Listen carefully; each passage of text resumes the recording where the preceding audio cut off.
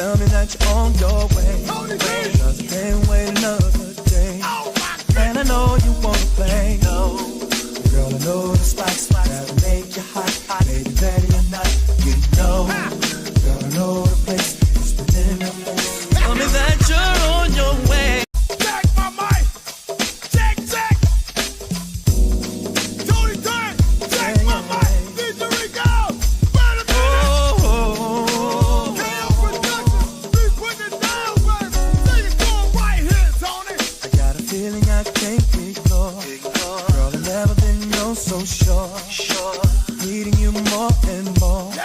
Gonna show you what I have in store. Tricks and games that I wanna play. Just tell me that you're on your way. Cause I can't wait another day. And I know you wanna play. Girl, I know the spots that'll make you hot. Maybe ready or not, you know. Girl, I know the place it's within your face. Tell me that you're on your way. Hey, y'all. Hey, it is Monday. It is the holiday, beginning of our holiday week. Most of us will be off from Wednesday to next Monday. Penelope will be with her parents from Wednesday night to next Monday. But the holidays are not as restful as people make them out to be. It's a lot of cooking, it's a lot of cleaning. It's a lot of people coming in and out your house that you normally wouldn't have in your house. You know what I'm talking about? Because, I mean, family is good every now and then. But I digress. So I hope everybody's having a good Monday. I hope everybody had a great weekend. I hope y'all are looking forward to having a bountiful holiday, to be with family and friends and the people you love. That's what I'm looking for. And y'all see the title. Now, the title is not as, what's the word I'm looking for? It's not as deceptive as it looks. Demons say their prayers and wear crosses. And I say that for a reason. I try not to. Y'all know the subjects I try not to broach on a regular basis because people are who they are. They love who they love. They worship who they worship. They are who they are.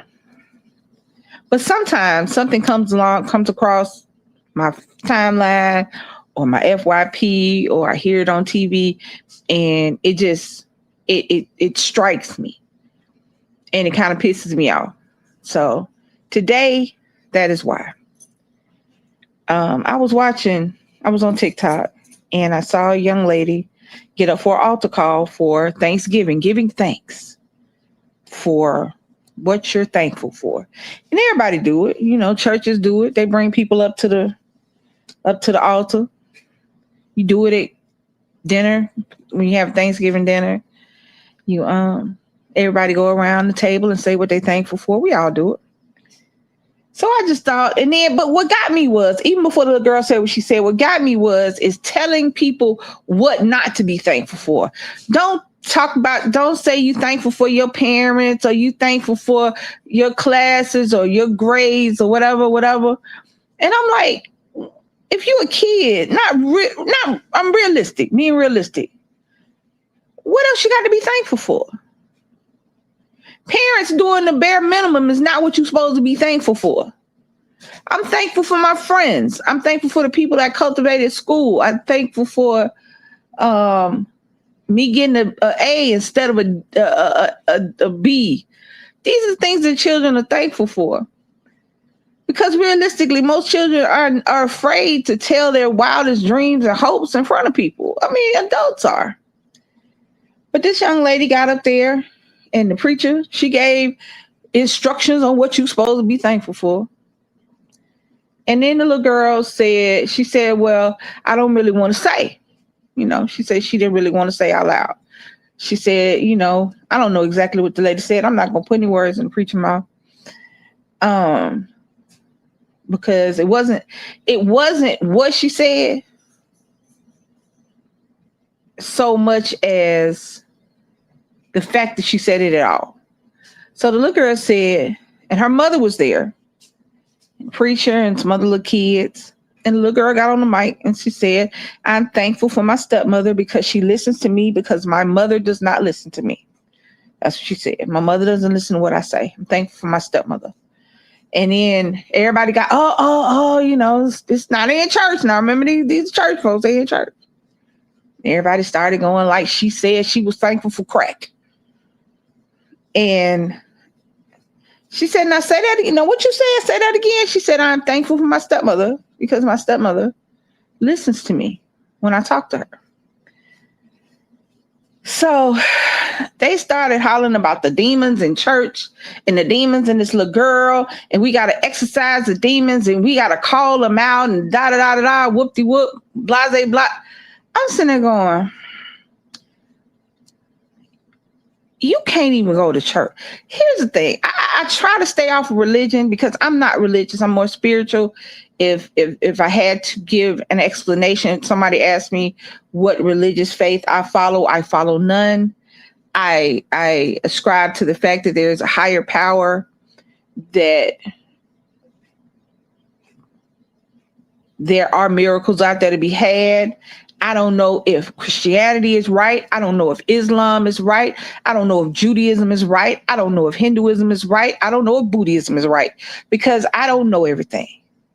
So I believe in a higher power. I believe that there are spiritual forces that move amongst us, to give you what I believe.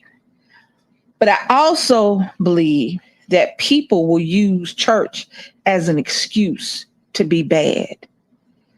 You have a young girl, from what I understand, the little girl was 12 years old. And she's coming up there saying something that I'm sure is weighing on her. The very fact that she has to say out loud that I have better conversations and I have more rapport with my father's wife than I do with my mother. That's hard for a young person. That's hard for an adult to say out loud.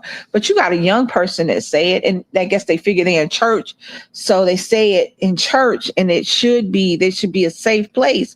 But then you got somebody over there speaking in tongues and calling for demons to come out the little girl, because that's got to be a demon that made her say that. That's got to be a demon. Every time I turn around, somebody is hollering about demons. Somebody was throwing away on TikTok. There was a trend because they did a Halloween commercial about a hatch. I think it's a clock, but it also puts out, you know how people sleep to what's the name? People sleep to noise and everything. It does the noises. And because the Halloween commercial had something on it, now the little hatch clocks were demons. So they were throwing away $200 and $300 hatch clocks. Every time you have a Disney movie in 3 to 5 business days, somebody's gonna get on social media talking about how demonic the flower was, the fairy was.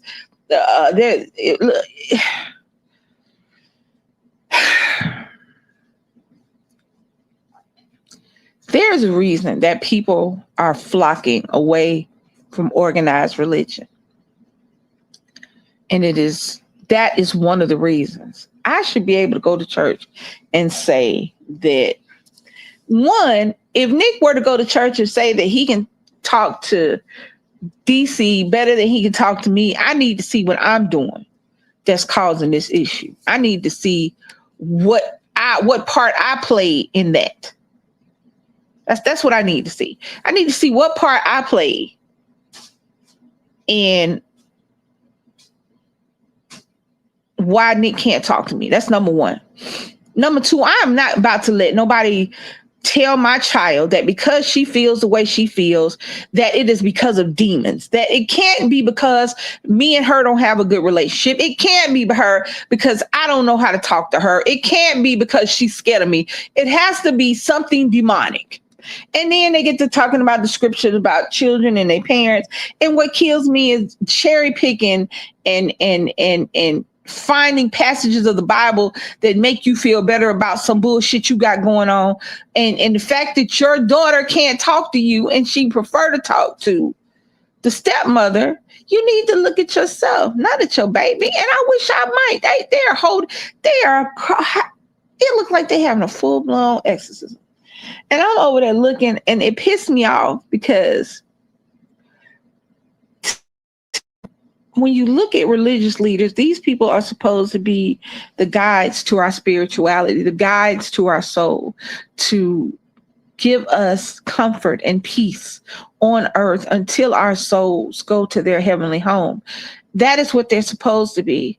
All we see now is luxury cars, mansions, $1,000 suits, Birkin handbags by the first lady, and no accountability on the fact that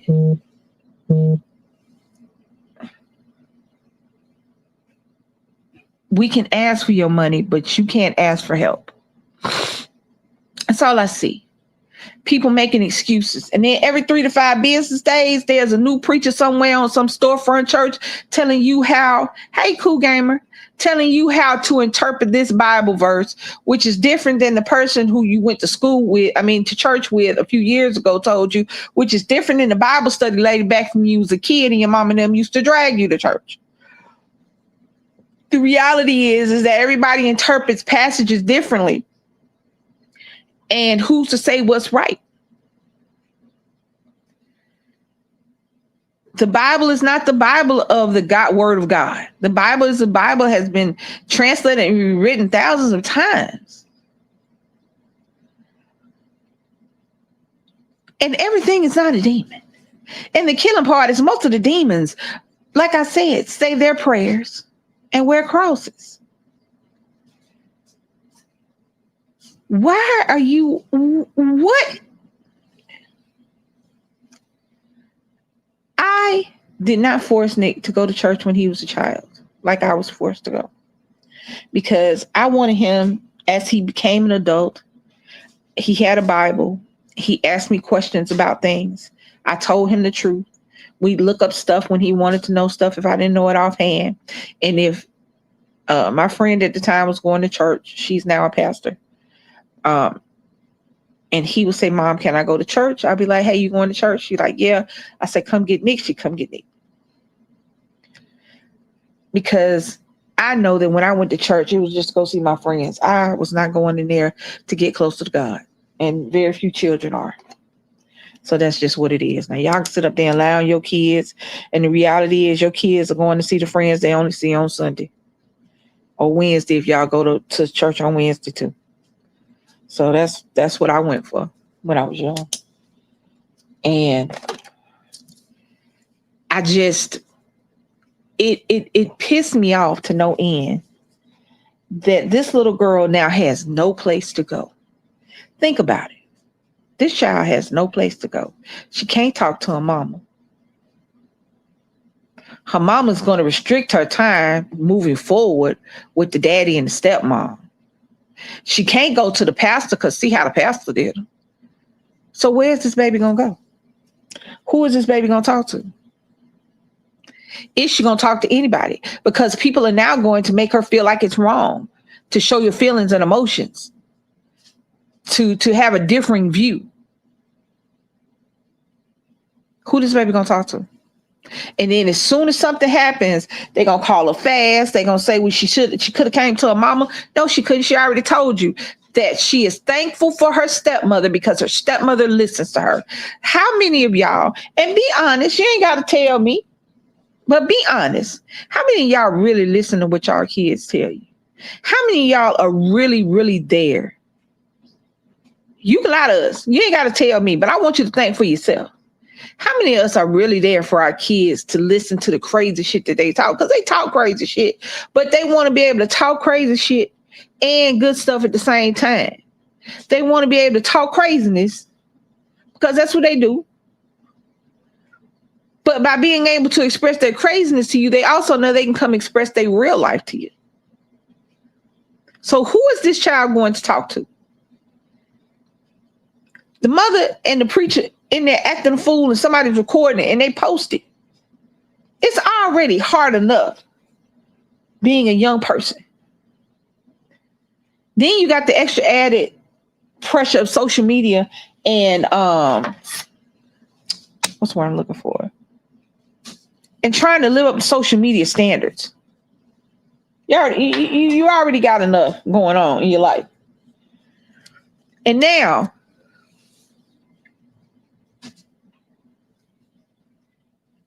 when you express yourself and you tell the truth and you say how you really feel, so now you got demons. You need to be exercised like it's a horror movie. What the hell is?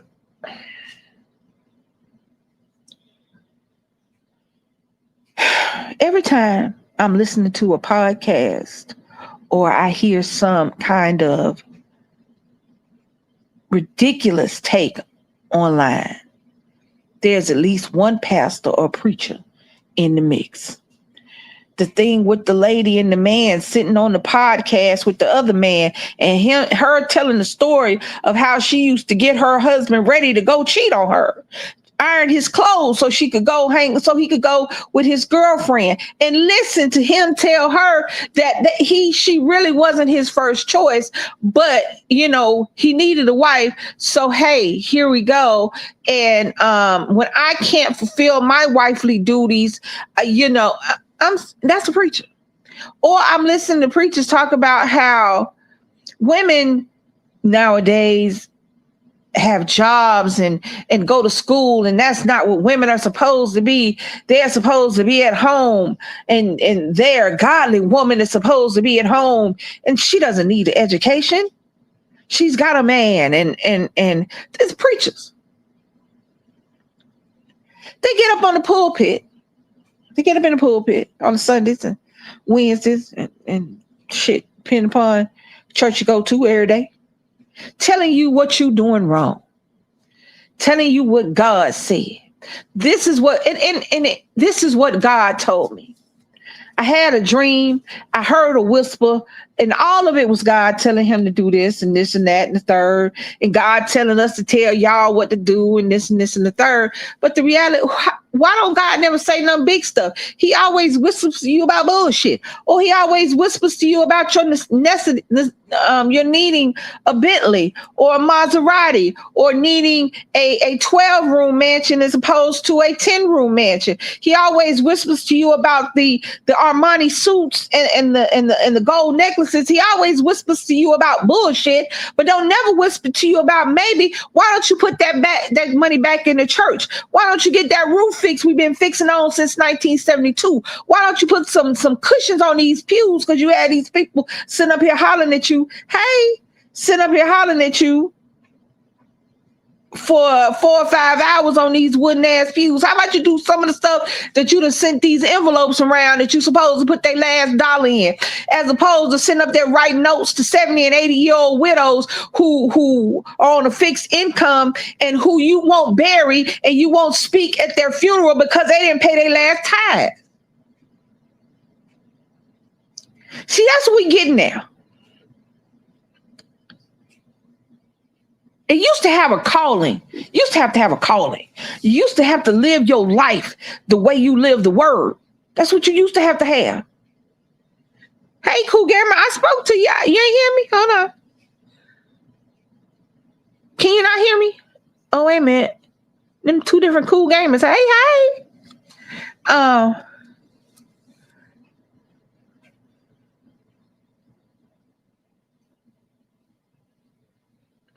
Demons say their prayers and wear crosses.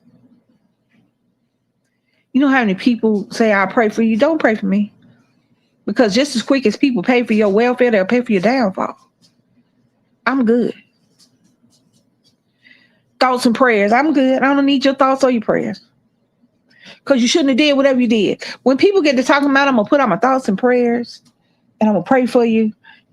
And then the same people who in the same breath, they'll say, if you need me, call me. But if you call them, their phone ain't never working. They always too busy when you really need somebody. These are those people.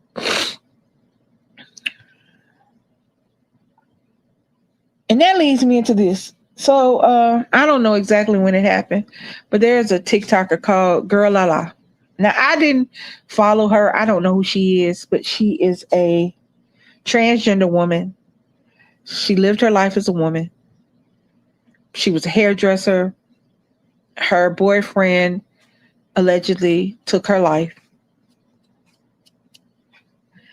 And now her father, who was not in her life, let me say that, who was not in her life, is making TikToks and videos talking about how he wants his daughter, who was his son, to be buried as a boy with a fade and a gold chain, a button-up shirt, because ain't no preacher gonna pray over and bury nothing like that. Now, let me tell you something. Let's start with the fact that you can't tell me what to do with my child, especially if you ain't in my child life. I don't give a damn how much sperm you gave to make that child, because if you ain't been there, if you haven't lived with her, if you haven't helped her be raised, if you weren't there when she needed you, don't come now after she gone trying to profit off of her life, because that's what you're doing. Because let me tell you something. Realistically, we come on to social media, and I'm telling you, and I'm going to keep saying it, the reason that we do this, other than for our followers, especially if we don't have any followers, but we know about social media, and we think that if we make a video that'll go viral, it'll help us out financially. That's the only reason you making a video about this shit. That's the only reason that the public knows about it. Because the reality is, if you gave a damn about how your son was buried, about how your daughter was buried, you wouldn't be making a video. You would be sitting up there discussing it with her mama, whoever is doing the funeral. Now her mama said, I'm not going to disrespect my daughter like that. This is how she lived her life. This is who she was, and this is who she wanted to be in death. So this is who she's going to be. But the absentee father is going to make a video talking about how disrespectful it is and how he don't want his son. If you were so worried about what your son was doing, you'd have been in your son's life when he was his son. But now that's your daughter. And if you cannot handle that, stay where you've been being, and that's away. Let me tell y'all some good shit. If I were to lose Nick or Brittany, if Nick wanted to be buried in a Pikachu costume, holding a goddamn Pokemon ball so he can catch monsters in the damn afterlife, that's the hell he gonna wear in his casket. A Pikachu costume holding a fucking Pokemon ball. That's where he going. He gonna meet St. Peter like that. And he gonna be up there catching these monsters. If that's what he want to do, you sit up here worried about how this young lady is being buried. You sit up here making videos and talking shit about somebody you didn't help raise. And you're not on here talking about whether or not you sad that your daughter is gone, whether or not you pissed off that the person that she was with took her life. No, you're not making videos about that. You worried about whether or not she go be buried in a wig. Are you going to be buried with her? Are you going to get in the ground with her? Are you going to see the wig? Is that why you're so bothered by it?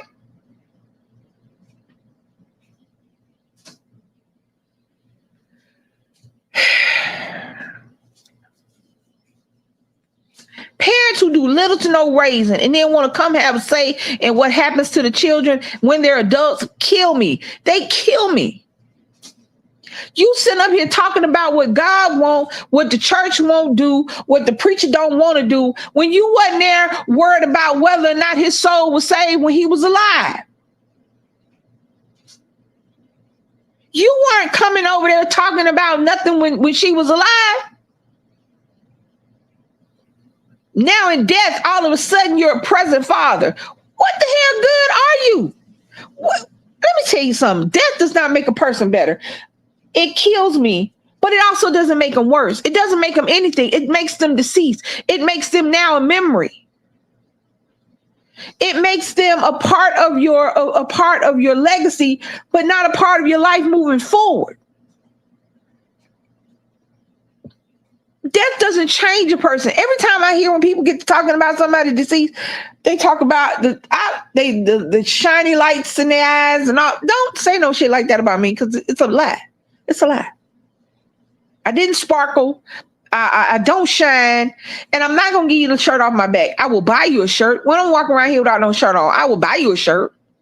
I never understood they give you shirt off the back. Their last dollar. I might give you my last dollar because I know I can make some more dollars if you need my last dollar. But I hate when people get to talking. All of a sudden you're a better person because you're deceased. No, you just dead. Now, I did not know this young lady. I didn't follow her. I didn't know anything about her as far as that go.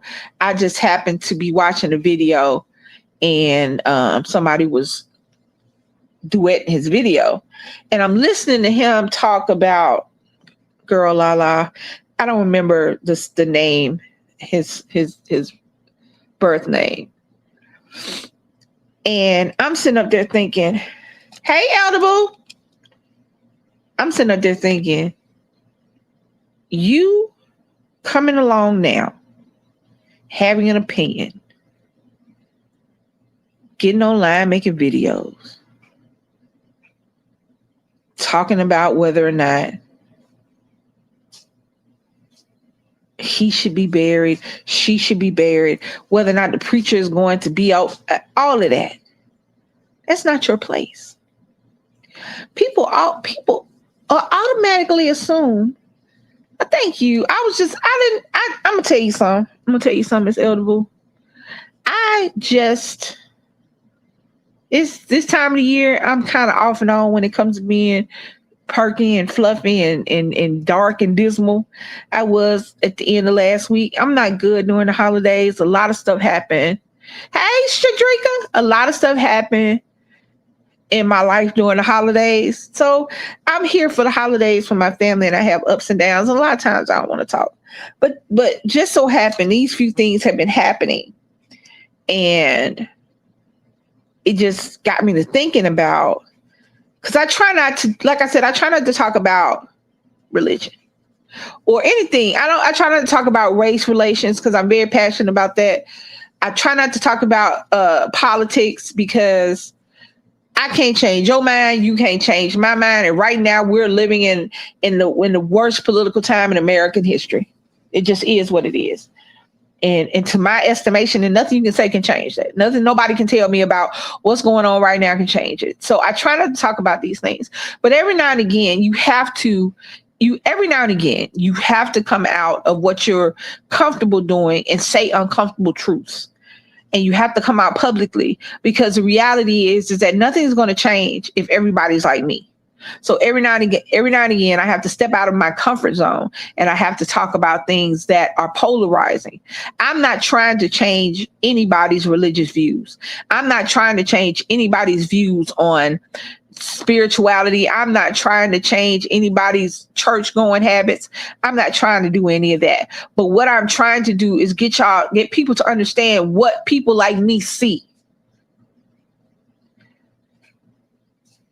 A young girl goes to church, is asked to tell what she's thankful for, is asked to speak her truths. And when she speaks her truths, she is called demonic. She has a demon in her. She's possessed, and we need to speak over her.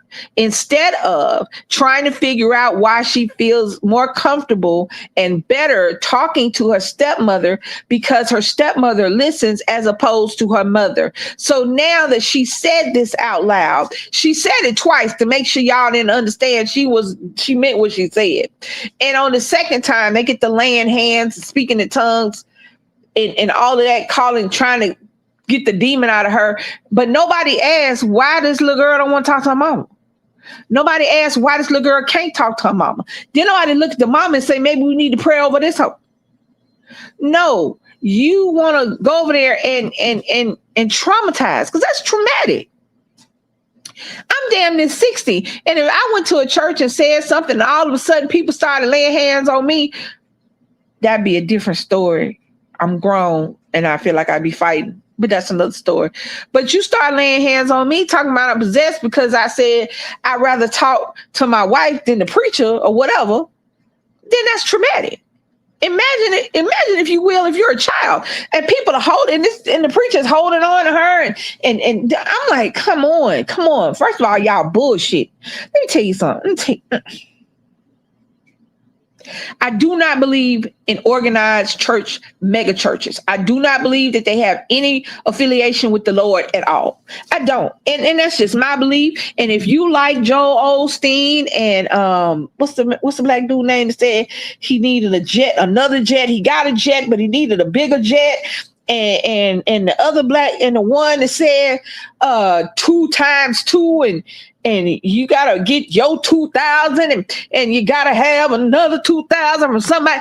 I don't, never will again believe in organized religions. I'm not going to give a quarter to an organized religion. I will give the last dollar I have to a soup kitchen, to a homeless shelter, to anybody doing the good works. But somebody standing up on a pulpit telling me that because I spoke my truth and said I'd rather talk to my stepmama than my mama is a demon. No. Hold on. I can't see. You have to be careful because sometimes the father or the minister or the preacher think they have the parents to get the demon out. But some of us, that person needs to say a prayer in their mind of thoughts.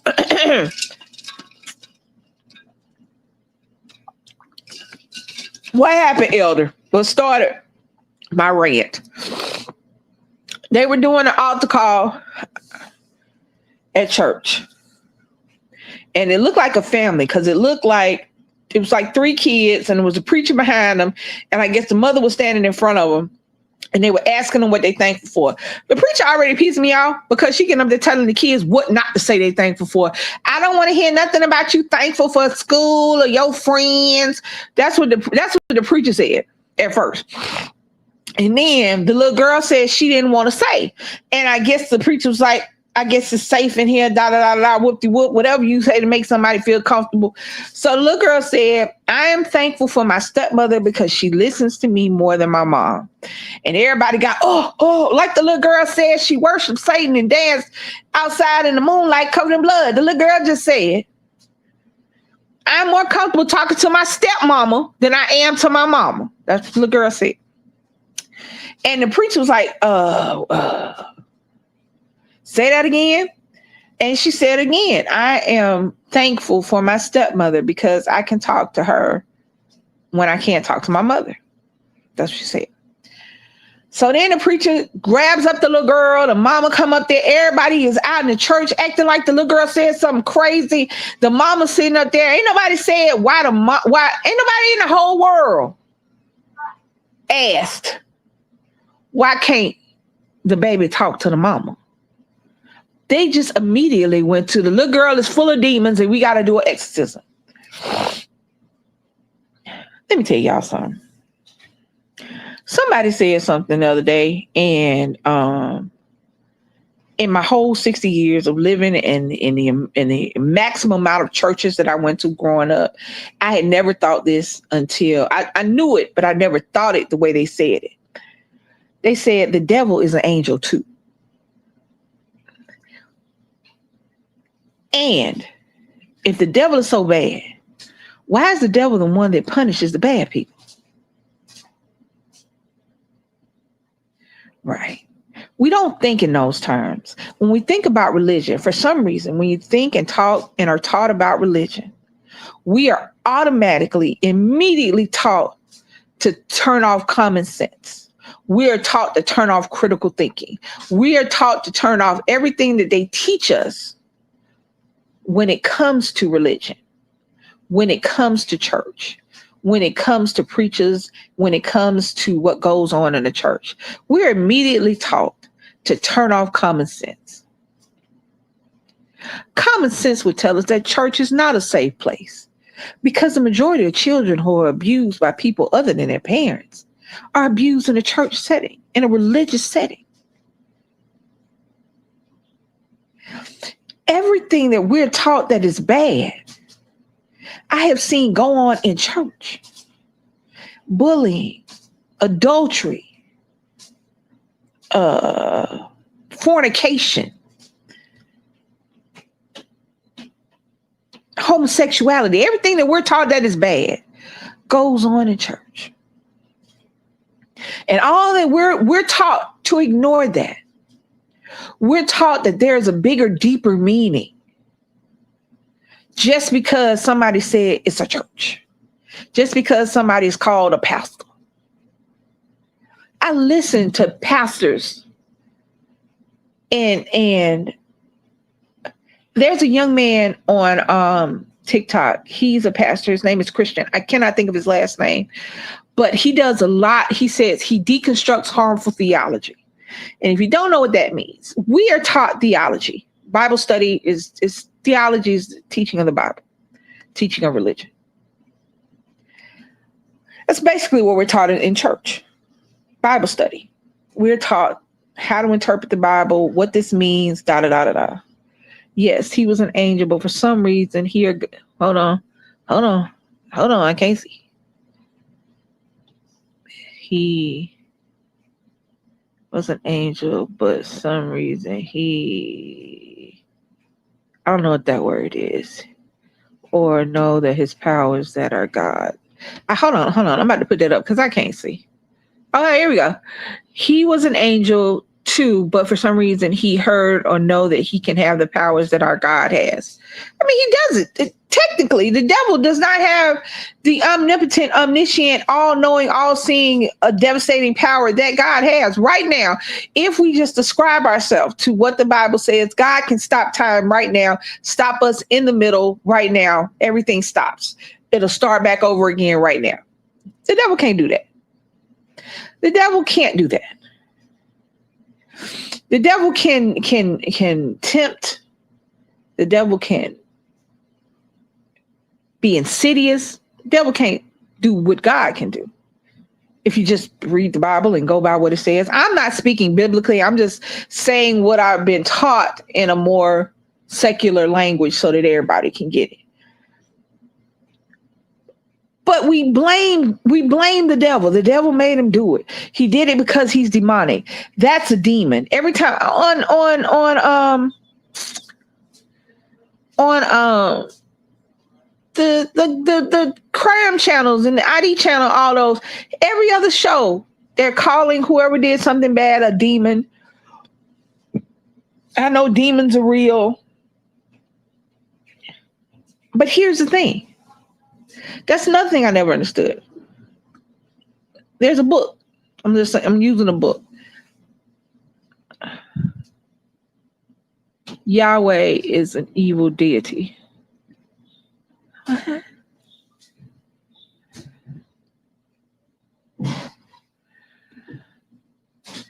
Anyway, so I don't know for 100% certain about anything. So I err on the side of caution when it comes to religion and spirituality. I do.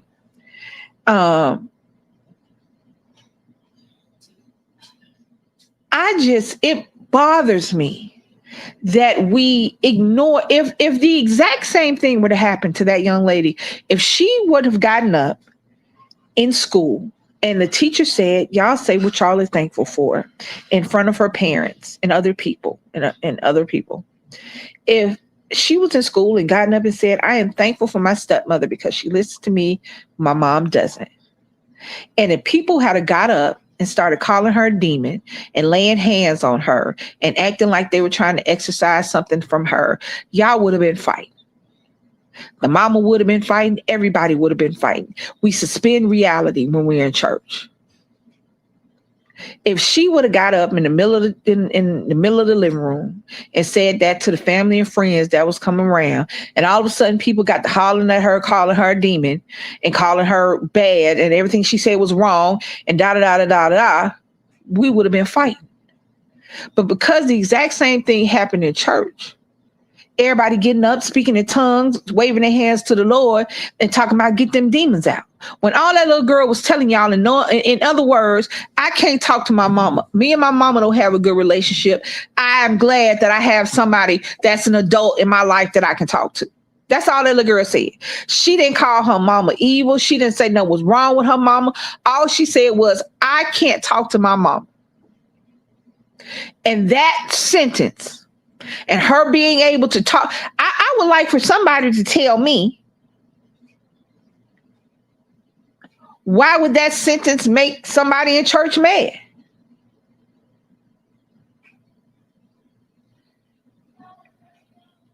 Thank you, Elder Boo. Love you too. I would like for somebody to tell me why saying that would make the people in church mad. Why they would call out demons. think if there was some, I guess, I don't know. I'm not a perfect parent, but I look at my kid as a constant work in progress. I look at, because I'm learning something new every day about him and about life and how it goes, and especially as he gets older and grows up. So I don't know everything. So I can't be everything for him. My son does talk better to my wife than he does to me. Not that he can't talk to me, he can. But because you feel better saying stuff to somebody else other than your parent, I'm glad that there is somebody there for him to talk to. I don't understand why they treated that young lady like that, as opposed to trying to figure out why. Her and her mama can't talk. Why she can't talk to her mama? Why she feels like it? Instead of you in church right now, and you have the opportunity to say what you want and get it all out on the table in front of God. Instead of doing that, a 12-year-old little girl is demonic. Y'all get what I'm saying? I'm not saying every church is like this. I'm not saying every pastor is like this. What I'm saying is there are enough of them like this to get people who really want the Spirit, who really want to have a relationship with God and the church. There are enough of them out there that it turns people away. You know what I mean? It turns people away from the church. I would have went up there and hugged my baby and said, I'm sorry you feel that way.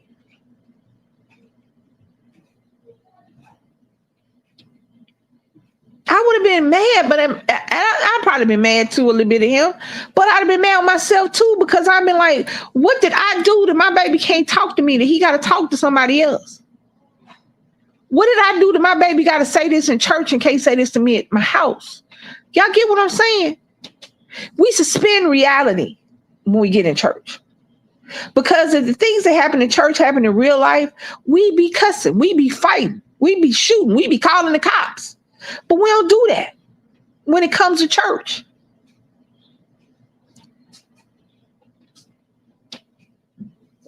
We know things happen in church, we still send our kids in there.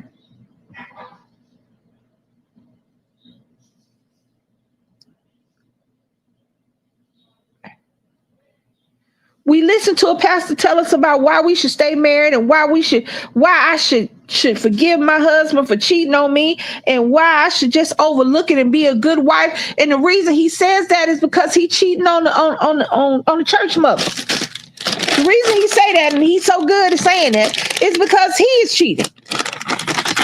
But I gotta be a better wife. I gotta be better.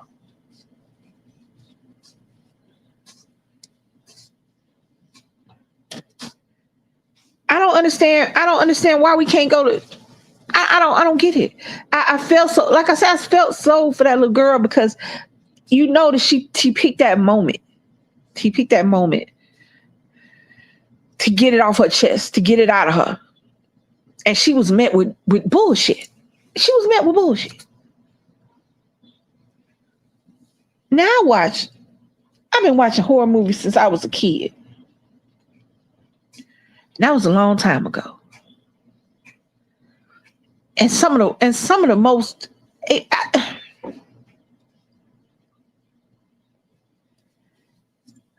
I just can't for the life of me understand. I can't. Now, I'm not trying to get anybody not to go to church. I'm not trying to get anybody to change their beliefs, because that's not my job. You believe what you believe. You are who you are. I believe what I believe.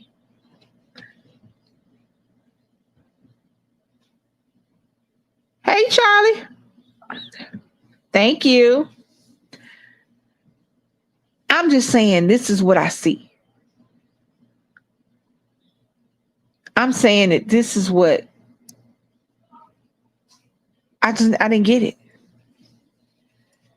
And that's why I said something about the father, talking about how ain't no real preacher gonna sit up there and pray over and have no funeral service for no man and no weed. You're talking about your son who was killed by his partner, who was unalived. I don't know the reason. And I mean, most of the times you don't really need one. I would say I'm very picky about the churches to the point I ain't been in a while because my last church home is too far away and the other shut down because not enough funds. I don't. Let me tell you something. Praise the Lord wherever you praise Him. If church, praise Him in your house. Take you a moment where two or more gathered in my name. There you go. Take you a moment. Take your 30 minutes, read your Bible, pray your prayer, do your thing. God gonna get it. You don't need a building. You don't need a third party. You don't need a deacon. Yes. And the killing part is, how do we know who the false prophets are? Because they all say the same thing. The loud ones, the ones we hear. The ones people flock to and give millions of dollars to. You stupid. Jesus is my homie. We talk every day. We talk all. Yeah. You don't need a special building or somebody that has pastor preach over their name. We don't even ask no more. Do they go to school for it? Do you just wake up one day? It used to be when I was young. Somebody had a calling. The Lord called me to the word, and I guess they could say that now, but now you have to step back and look, because the Lord called you to the word, but what are you doing with the word He called you to? What are you doing with the word?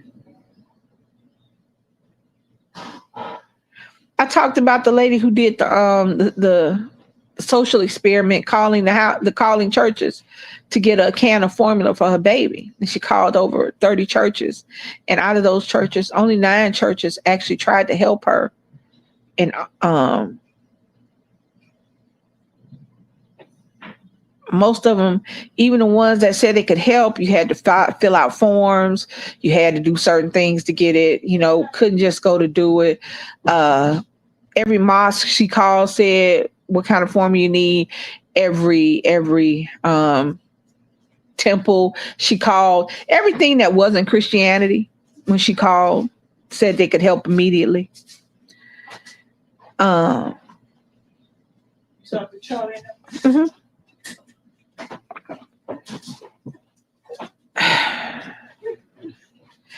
I'm not trying to be nice, but I'm trying to figure out what I'm trying to say without sounding mad about it. I'm not mad about churches. I mean, I ain't trying to be funny. I don't knock nobody hustle. And the reality is, a lot of these preachers and pastors that you see out here nowadays, that's a hustle. That's sad. It used to be churches help people. It's about money. Yeah, that's a hustle. I ain't trying to be funny. Y'all know I'm telling the truth. How many people who had paid their last dollar in their tithes? How many people had to figure out how they gonna pay their light bill or their gas bill or their cell phone bill? Didn't pay their cell phone bill. They decided to pay it another time.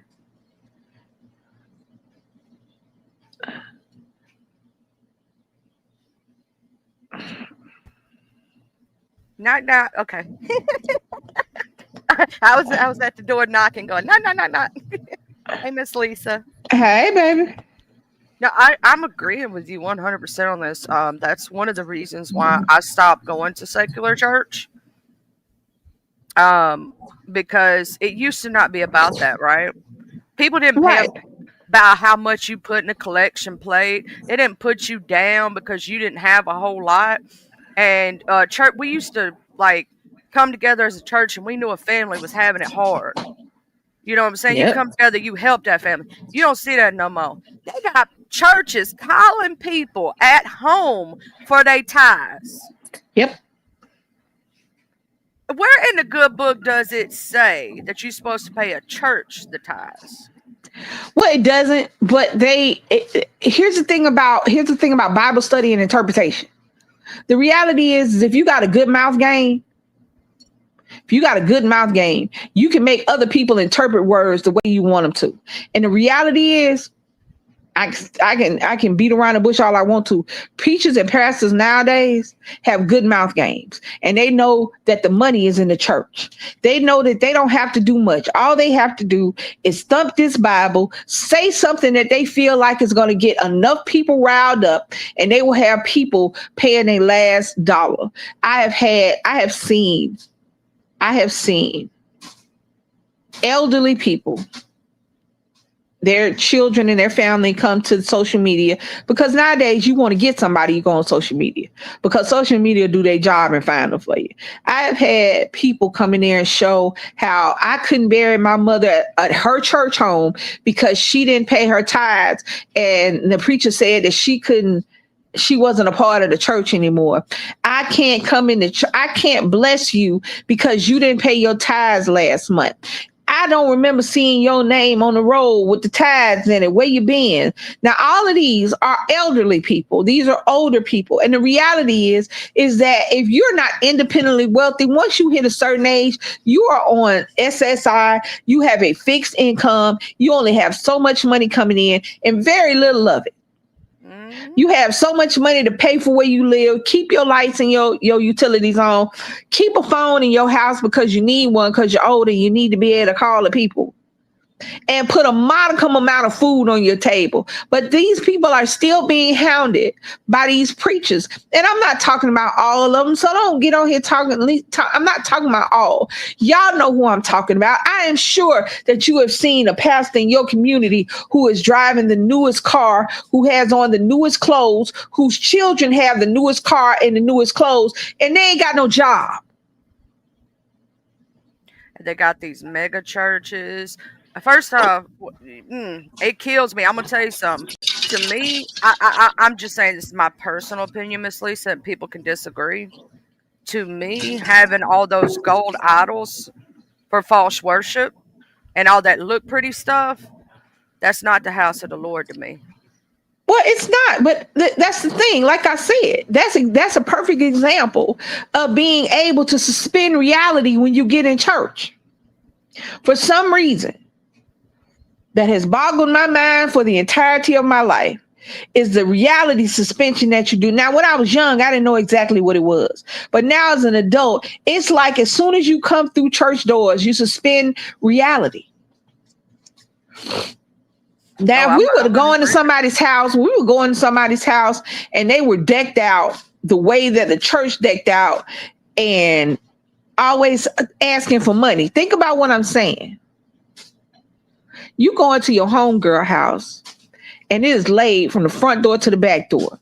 In the parking lot, in the garage, in the driveway, it is the newest luxury cars, 2 or 3 of them. They kids got new cars. They kids got the newest shoes. They kids got the newest games. Now, if you were to walk in that house and the first thing somebody asks you for is to pay a fee to get in the house, or to pay a fee to come to the house, or we need this, and the third. No sooner than they ask you for that, you would turn around and walk out and laugh at them. You shouldn't have bought all this shit.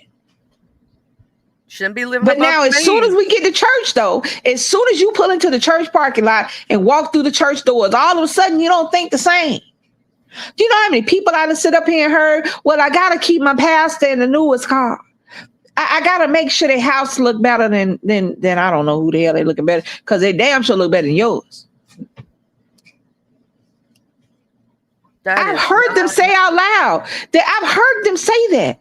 And I'm like, why do they, look here. And when I was growing up, my preachers had jobs. Mine still do. Some of mine down here still do. They don't get nothing from the church, really. Nothing at all. The church gets it. You know, like if you need electrical work done in the church, or you need to keep the lights on in the church, that kind of thing. That's what the tithes go to here. I know a lot of preachers who actually work a 9-to-5 job. I know my little cousin's a preacher right now, and he actually works as in like a warehouse thing. That's what he does for his main job, and then he goes and preaches on Sunday, right? But all the money that comes in from the church goes to the church. You get what I'm saying? Not to him. He ain't driving no Bentley. He driving an old beat up pickup truck. You know what I'm saying? But I see old people eating dog food and cat food to pay them tithes. And that is unacceptable. That is unacceptable. It really is. And they be they know it's like a single mama. She's working her butt off trying to make ends meet. They calling her at home, not to ask, hey, how you doing? I'm checking on your church family. You're not doing so well. I know things are hard right now. Do you need a little help? No. Where's your tithes?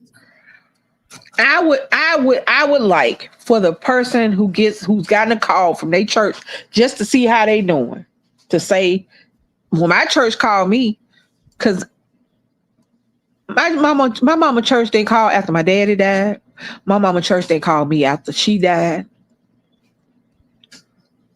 I'm sorry. I'm not telling nobody not to go to church. I am not shaking your faith. But all I'm saying is that the world doesn't end at the church doors. The things that the church do on the inside are just as bad as the things that they do on the outside.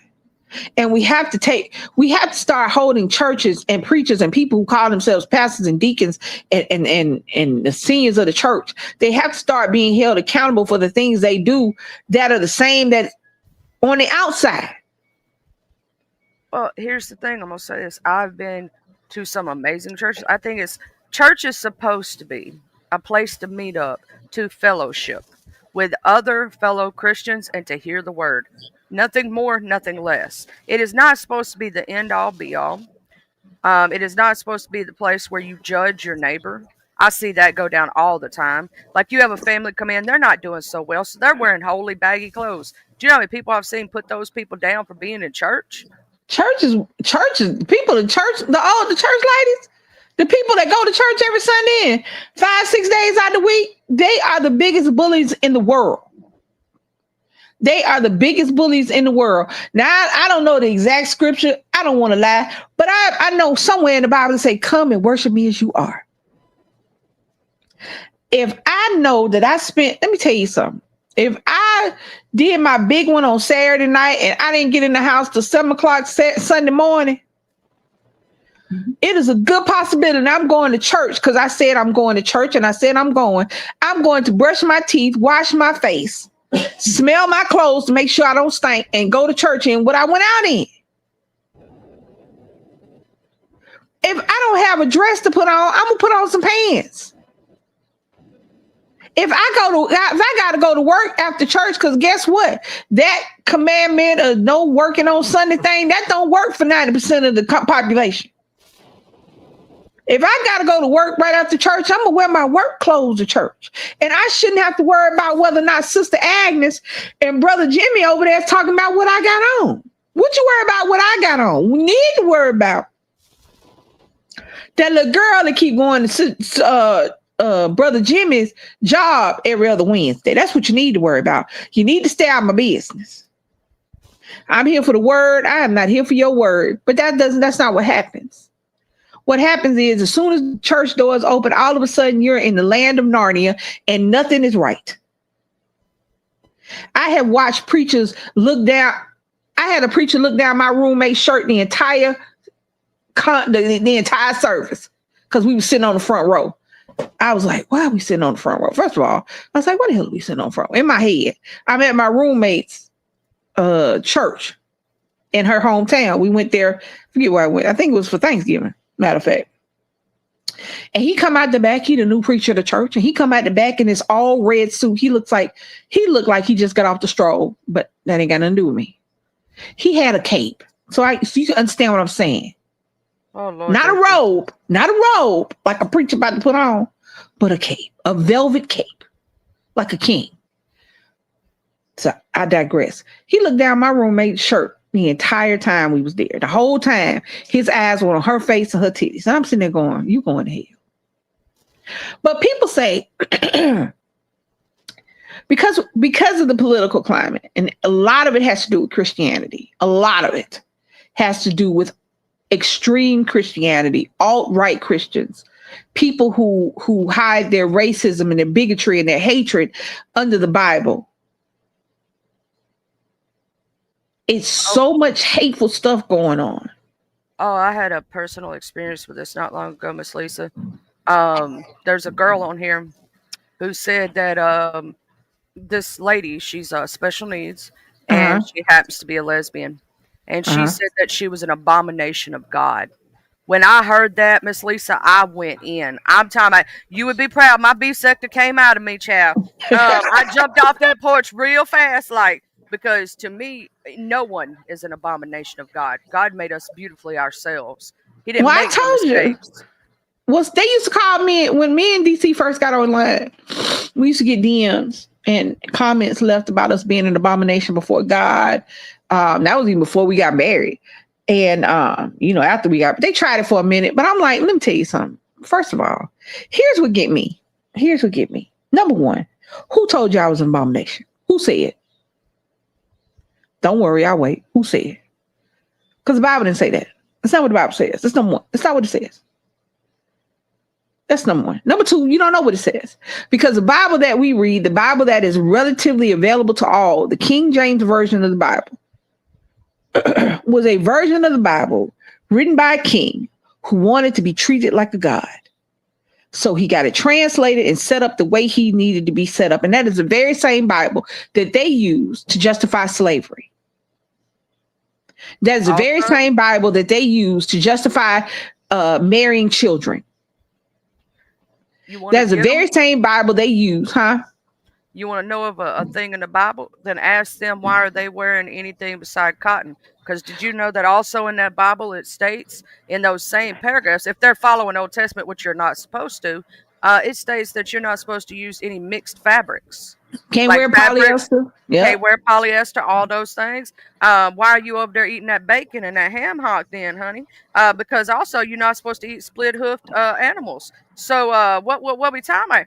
A lot of shrimp. Stuff, you're not supposed to eat shellfish. You're not supposed to eat shrimp, lobster, anything. Of that stuff was made up of common sense. If you think about back in those times, if you take this back, centuries ago, right, long time, they didn't know how to process or do pigs back then, so people got sick. Animals had different parasites and things like that. When it comes down to a woman, it never says a woman shall not lay with a woman. It says a man shall not lay with a man.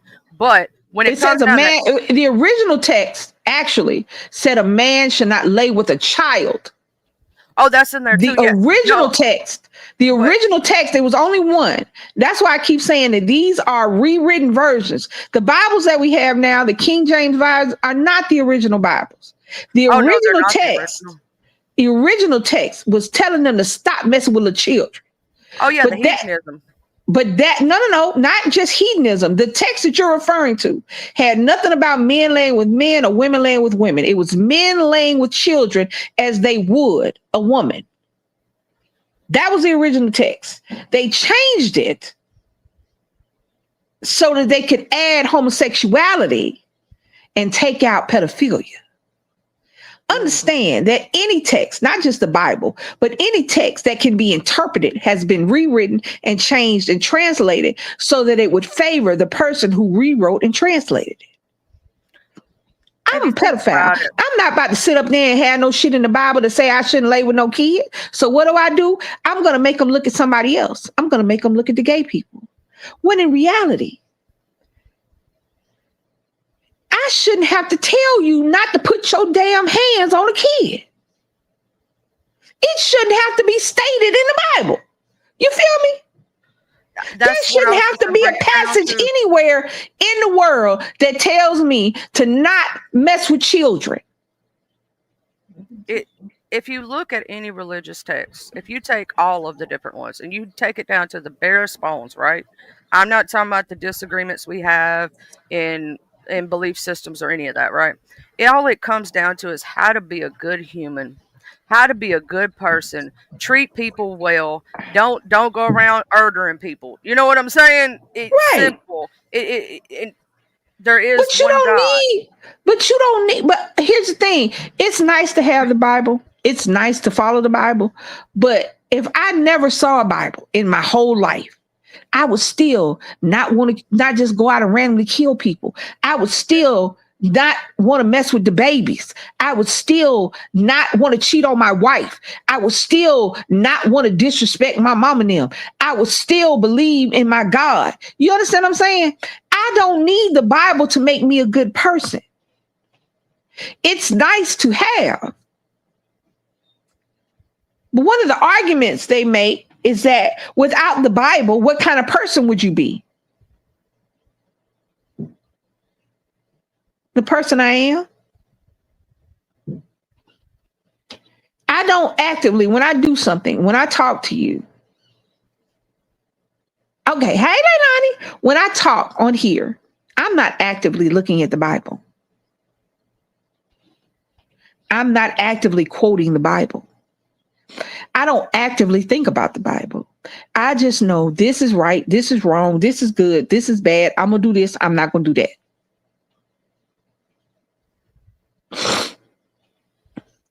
It comes down to basically morals, principle, being a good person. You know what I'm saying? Like, you know right from wrong, you know what's good, you know what's bad. But people always want to try to justify their bad actions or try to downplay and act like they're better than that. That, oh no, I wouldn't do that. But yet they're doing it anyway. How many people adulterate in the church? How many children have been touched? How much bad stuff has went down in the church? How many of them church men are beating their wives? You know what I'm saying? Or the women beating their husbands, vice And they versa. will find a passage in the Bible that said it's okay to do it. Mm-hmm. They will go hunting for just one sentence somewhere in the Bible that says you can do this, you can do that, you can do this.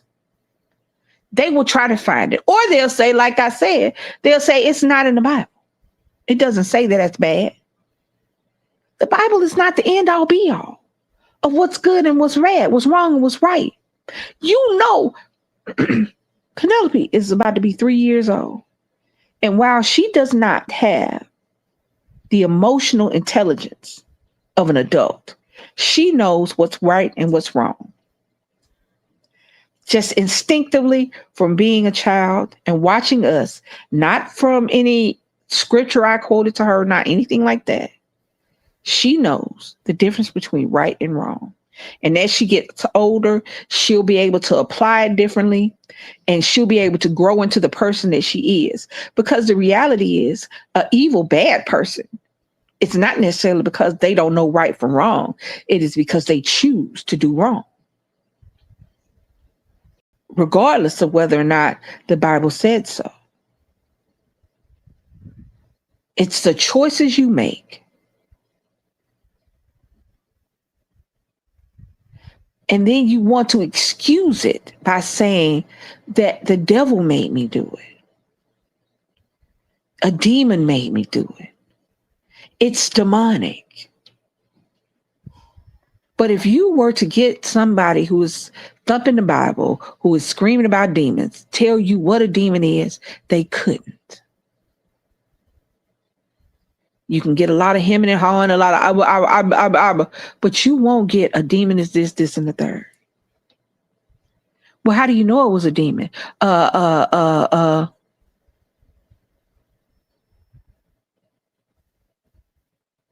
really Excuse me. they sitting there trying to claim that because any justification for their actions. They don't want to take responsibility for what they're doing. Children have died in exorcisms because the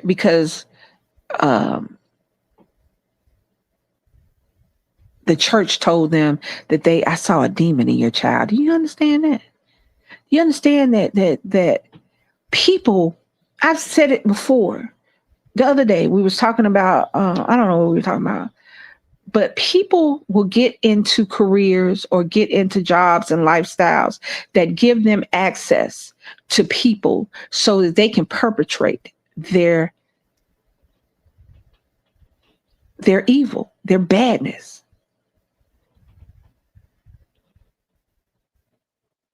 Do you think that the preachers that touch little kids just started touching little kids when they got in the church? No, they got in the church because now they got access to little kids. Yep. All behind the mask of I'm good. You can trust me. Because I'm a preacher. Hmm. My That's mama why would not let us do them stay overnights. None of that. Mm-mm. If she couldn't go, we couldn't go. I don't know why Nick started going. Why did Nick start doing that thing at that church? He met somebody. What thing? You remember he would do the weekend, the overnight, Friday night, the Saturday morning at that church. One of his friends. One of his friends, Nick had one of his little friends had this church, and he was talking to him. And Nick would go over there, and they would have a Friday night to Saturday morning. Oh yeah. And it wasn't a preacher. It was one of the youth. The youth coordinator. No, One of the youth. They call him youth One of the pastor. older youths. I can't think what they call.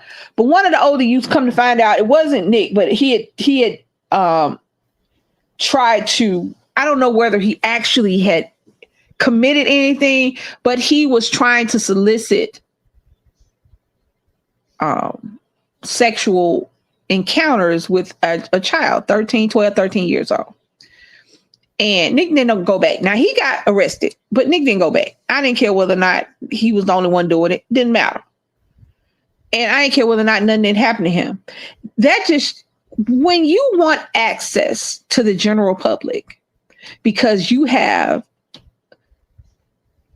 something faulty in you, you're going to get a job like a preacher or a teacher or a police officer. You're going to wait tables. Well, not even service jobs. You don't spend enough time. I don't spend enough time. And I don't really, as a bartender or waitress, I didn't have any sway over my people. You know what I'm saying? But if you want to have access, unfettered access to kids, you become a teacher, you become a preacher, you become a cop, because these are people trust. And people act like it's not true. But that's a lie. You know as well as I do. In the last month, I have seen, I want to say 4, but maybe I saw the same lady twice. I have seen at least 4 teachers who have went to jail for having sex and or getting pregnant by their grade school, middle school students. Not 17, 18-year-olds, 11, 12-year-olds. You're not going to tell me that the teacher just decided to be nasty when she became a teacher. No, she became a teacher because she was nasty. You're not going to tell me that the domestic violence rate, the alcoholism rate, the suicide rate is enormous when you are a police officer,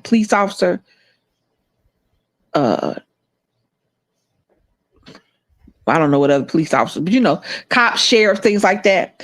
It's so high. You didn't get violent when you became a police officer. You were violent, so you became a police officer. Because now you have access to as many victims as you want. Yeah, boy. But you know how many serial killers they've had become police officers and get away with it for a very long time because they know how to clean up the crime scenes? I was just watching a story about that today. Yes. What happened in the story? Which I one didn't was it? like. There's like I was looking at this thing where they were talking about how many, like there have been cases of police officers being serial killers. Like no lie, like covering up cases. The dude who was what was that one? I'm trying to remember the exact case, but they were Hey, talking about Magdalene. the fact of how, like you're talking about, where people get into these certain things, like how many people who have violence problems get into becoming a cop because they can, exert force and they feel like, or the dudes who in high school, let me say it like this, who were bullied and had an anger issue or were bullies, get into being a cop so they could continue. But I was watching, I think it was a short. They were talking about how this dude was a cop who was a serial killer. and that's how he got away with it for so long because he knew how to clean up the crime scenes.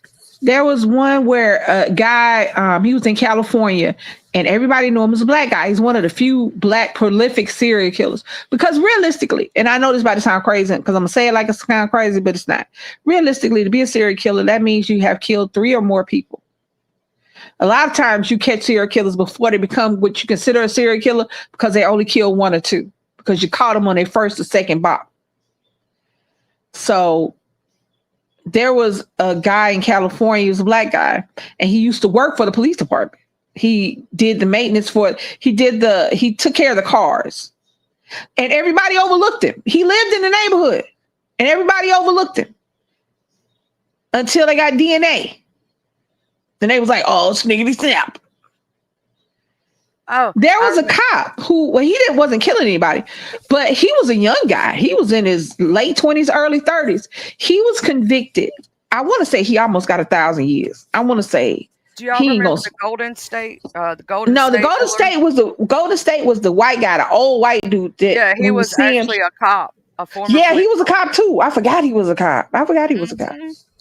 But this one was another one who was in California, and he didn't kill as many as the Golden State, because it's Sam Little. He was California. It's the Golden State, and it's another guy who used to work with the motor pool at the police department, and people just overlooked him because he worked for the police department. I'm sitting here looking at a 7. They have 7 cops who turned out to be serial killers. Christopher Donner, Norbert Pohike, Zin Kahung, I don't know how to say that name, Malachi Popovic, David Milton, John Christie, Gennady, I can't say that, Mikasev. But if you look it up, like just look on Google, just a simple Google search, there have been many, that cops that were that, because they can hide. If you want, let me tell you, like I said, for some reason, depending upon the person, depending upon the profession that the person has, reality gets suspended when you start doing stuff. We always tell our children, tell the teacher, go to your teacher. But when the teacher's the problem, who do they go to? Because if you go to the school is going to be like, well, you probably just got an F, so now you're talking about your teacher. Parents don't believe when their kids tell them stuff like that all the time, like they should. I was listening to one guy, he said, if a child says, and I'm going to believe them until I find out they lying. I'm not going to tell them they lying and then find out they tell the truth. I'm going to believe a kid automatically, and then we'll work from there. But it's not like that. So where do these kids are supposed to go when you tell your children when they're in school and you got a problem, go to the teacher, but where do they go when the teacher's the problem? Where do they go when you go out, when you send your kids out, you tell them if you have a problem, look for a police officer. But what are they going to do when the police is a problem? You tell your children that church is a safe space. It's a safe place to go. Women who have been abused, children who are being abused. You say these are safe places to go when the people in the churches and the people in the police station, people in the school are just as predatory, if not more so, because you have unfettered access to your victim pool. How old are your kids? Oh, my son, he's almost 18. Woo! They get old, baby. Mine is almost 21. Lord have mercy. Jesus. I feel like I blinked and it happened because I feel like just yesterday I had him, and in exactly a month and, well, two and a half months, he'll be 18 years old. When is his birthday? January the 16th. All right. Nick's birthday was supposed to be on the 1st. But my doctor said, I am not going to be in the hospital on New Year's Eve, ma'am. And he says, you can have your baby whenever you want to now. We're going to have him today. I was like, all right. Sound like a plan. But I look at him, and I looked at him yesterday. I was looking at him yesterday. I'm like, oh, that's a whole grown man. When did that happen? But, and I know there's only so much I can protect him from. There's only so much we can protect our kids from. There's only so much we're protected from. It's the killing part. Yep. But the people that we are supposed to look to for guidance, for assistance, for information, are the very people that make it hard for us to get by on a daily basis. Have you ever experienced anything with that? Huh? Has anything ever happened to you with your, you have a son or a daughter? I have a son. Okay. Has anything ever happened with him? No, but it's also because he was highly protected, and because of him being born with mild CP. His is all physical, not mental. Right. He was homeschooled, so he never went out of my sight. Like everywhere he went, I went. If I wasn't able to be there, he wasn't going. But it was also because my mother was a victim. Okay, and so she did that with us as kids. If she wasn't able to go, we wasn't able to go there. I'm telling you, we almost joined a cult church one time. Because I was sick. I'm talking about, girl, I was sick as a little kid. I had problems. I'm talking my tonsils out, and this church kept pushing for like me to spend overnights at the church. Me and my sister, and my mama kept saying, "No, my kids are sick right now. They're not going." They literally came to our house after the phone call trying to pick us up. My mama said, "No, my kids are sick right now. I told you." And she said, and then she's like, "We won't be back." Come to find out that church was a cult. And it was something to do with kids. Thank God my mama was protective. Thank you, Jesus. Well, that's the thing about it. It's people. That's why cults start off as religions. Very few cults start off as just somebody picking somebody over the street. Jim Jones started off as him prophesying and being a person of God when he killed those 900, almost 1,000 people in Jonestown, Guyana. The people who thought that, I don't even remember. It was so crazy. I don't even remember how they thought that the ship was going to come get their bodies and take them to the sky and they were going to be angels. I don't fucking know. But it starts off with religion. And it's hard because you want the good churches, the good preachers to flourish. But you have to talk about religion and pastors in totality. You can't just try to single out. Because the reality is because these churches prey on single mothers. They prey on children, foster children who don't have parents or who don't have family. They prey on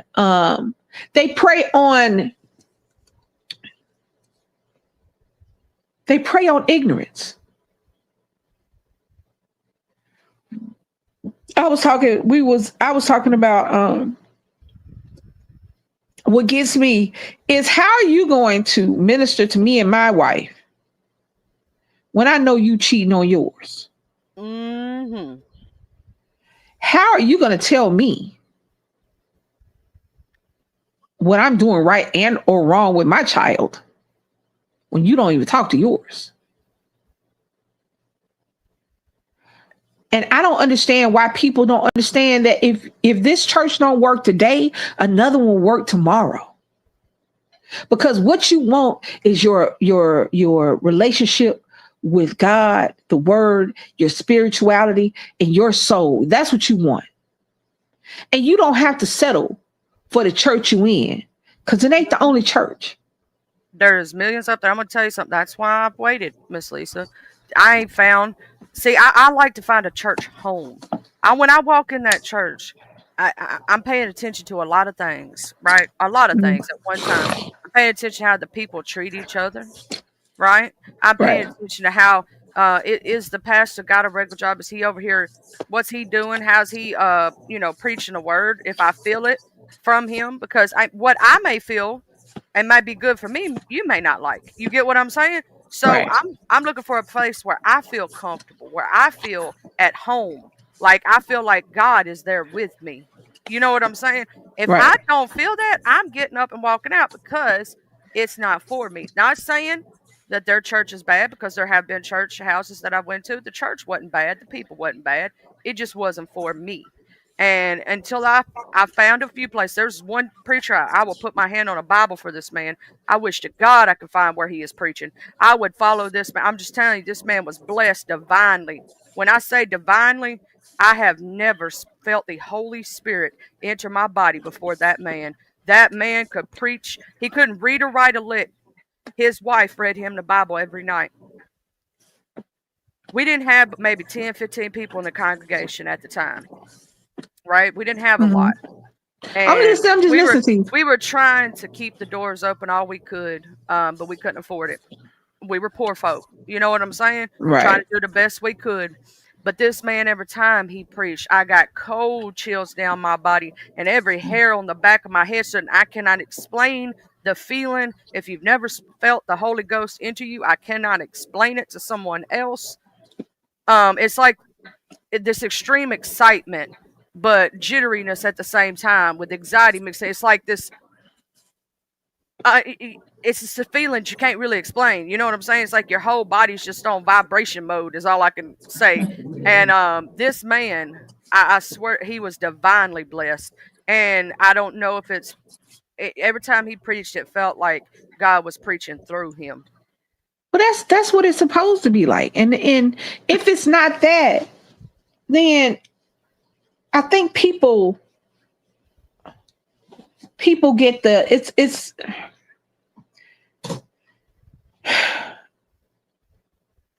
what I see is, I agree with you. I know why you're huffing and I understand why you're upset. Because I'm here to say this too.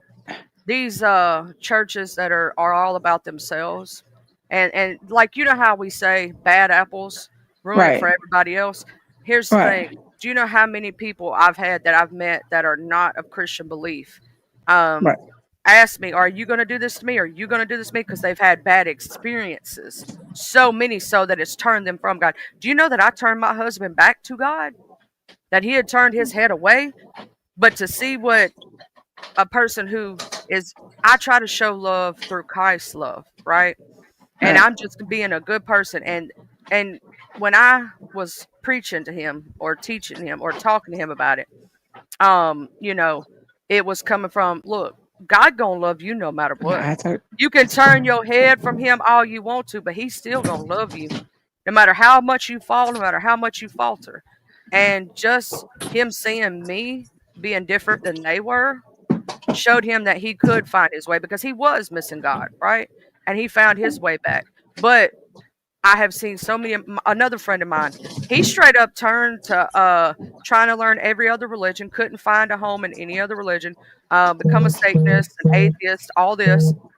He said, you know what, Charlie, all those years, I never did really take into account that you were a Christian. You never judged me. You never put me down. You never made me feel less than. You know what I'm saying? For whatever my belief system was at that time, you loved me anyway through it all. Right. You know what I'm saying? Said, I started getting back into God. Because most people that I meet were either they were forced into a church and it gave them a bad taste in their mouth, right? And that's why they turned away, or they were Bible thumping and hell and brimstone, fire and brimstone. You know exactly what I'm talking about. And it turned them away. As shepherds of God, we are not supposed to turn him from them, turn people from him. We're supposed to turn them to him, their face towards him. So if we're sitting here being the hateful, most everything, all this other, when we both go to heaven, if we're wrong, right? But when we go to heaven, I'm not going to be judged on your book of life, Miss Lisa. I'm going to be judged on what I do, and vice versa. You know what I'm saying? So why am I going to hate another person for their life choices? Why am I going to judge them? Why am I going to put them down? Why am I going to make them feel less than? That's not what a Christian really is supposed to be. If you're going to be like Jesus, you get what I'm saying? You're supposed to show humility, love. You're no better than the next. But that's just not how it is anymore. I don't know. I always say, I guess because I done got as old as I am, I always say that I always thought when I was younger that when I got older, the things would be different, that it would be better. But I see that in some instances, it's not just different, it's worse. Mm-hmm. I'm not atheist. I believe in a higher power. But because I don't suspend reality, I don't go to church, because right now, if we were to go to church, unless we found a church that was accommodating or unjudgmental, baby has went to church and they did whole sermons about the what's the word I'm looking for? The abomination of homosexuality. They did whole sermons about how we're going to hell. Mm-mm. And I decided that I'm good. I know how to read. That's I know not how to the talk. right. That's I not know how the to read. right. I know how to talk. And if I want to pray, and if I want to talk to the Lord, if I need some guidance and I need his word to come to me, I'll ask him. Miss Lisa, I'm can I not please going say something? somewhere that is predetermined, that because I'm in love with my wife, I'm going to hell, regardless of how I live my life, regardless of the good things I do, regardless of the bad things I don't do. That just because I love my wife the way I love her. Well, she does. Miss She Lisa, does. can I preach for a minute, please? It's in my heart. It's in my heart. Say what? It's Go I gotta ahead, not say it. you. I gotta My say wife it. saying something. Go ahead. DC, you saying something over there, because she said she go to church. She Look, goes to church. let me tell you something. I First go to off, church. if they follow the book of the Lord, it is not their right to judge you. Judge ye and ye not be judged. Ye without sin cast the first stone, and none of us are without sin, because none of us are like Jesus Christ. And I'm sorry if you believe in that way and you hate people because of a choice that they made in their life, whether you believe it or not, right? And that's a belief system. That's not got to do with God. That's your beliefs, right? And you're putting it on God. First off, you're saying my God is a hateful God. No, baby, my God is a loving God. He forgives you if you choose forgiveness. If you say in your, let's say you was sinning, let's say even the most evil thing you can think of that somebody could do, right? Uh-huh. If they go to God and they truly mean it with their heart and they ask for that forgiveness and they don't do it again, they are forgiven. I don't care what the sin is, right? Yeah. And ain't none of us without sin. Baby, we sin every day. I curse. Child, I smoke cigarettes. I'm sinning, child. I know it. But God knows my heart. He knows what I am. He knows that I'm a loving human being. I'm good to other people. And to me, I may not be perfect and I may not, there ain't no such thing as perfection when it comes to Christianity. You gonna fall, you gonna falter, and that's okay. As long as you know your path leads to the Lord, that's all that matters. Well, see, that's the thing, baby. That's the thing. You felt that in your heart and you needed that out. And I felt it when you gave it to me. I felt that when you said what you said. Now, I ain't gonna lie, I've never fallen out in church. I've never jumped up. Now I have bust out crying, because I'm kind of want to cry now. That's my, I don't know. I guess that's my speaking. I cry. Just out of nowhere. But for every one of you, for every one of Charlie, for every Charlie, there are 13 people that go to church every Sunday, that pay their tithes on time, and can't talk to their children, hate me because I'm gay, hate me because I'm black, hate my wife because she's gay, hate my wife because she's black. For every one you, there's 13 that are doing the exact opposite of you, but at the same time calling themselves a Christian, a follower of the Lord, and they're going to heaven. I've come to the realization that if they're going to heaven, I'm good. And wherever I end up. I'm gonna say this, Miss Lisa, and it's because their evilness speaks louder than the good. The ones that are few and far between. You know what I'm saying? It's just like when you look at any thing that turns into a bad thing, there's those bad apples that always, and there's a lot more. I will say this: bad apples sometimes, and there are good, and it's a shame to me because it breaks my heart because I'm sitting there watching these people teach hate and put hate out there in the name of the Lord. Hate. You know what I'm saying? No, baby, God is not hate. He is love. If you've ever felt his embrace, if you're ever down low and you've been the lowest you've ever been and you ask for it, he will hug you. He will lift you up. He will tote you on his back if he has to. Why would he say you're an abomination? I hate when people say that, 'cause they used to say that about disabled children, special needs kids, people with mental defects. You get what I'm saying? No one is an Yep. abomination of God. God made you perfectly just the way you are. He would have never made you in the first place. Like I said, people who thump the Bible can justify anything. Them People ties ju- ain't getting them into heaven. Them People who ties, thump the baby, Bible. ain't getting you into heaven. Because we ain't never seen a Wells Fargo behind a hearse, have we? You can't take it with you. You can't buy your way into heaven. Well, baby, let me tell you something. You can't buy your way in because you don't have to. They don't know they can't buy their way in. Now, and that's the problem. It's not that, I think it's the fact that you have faith.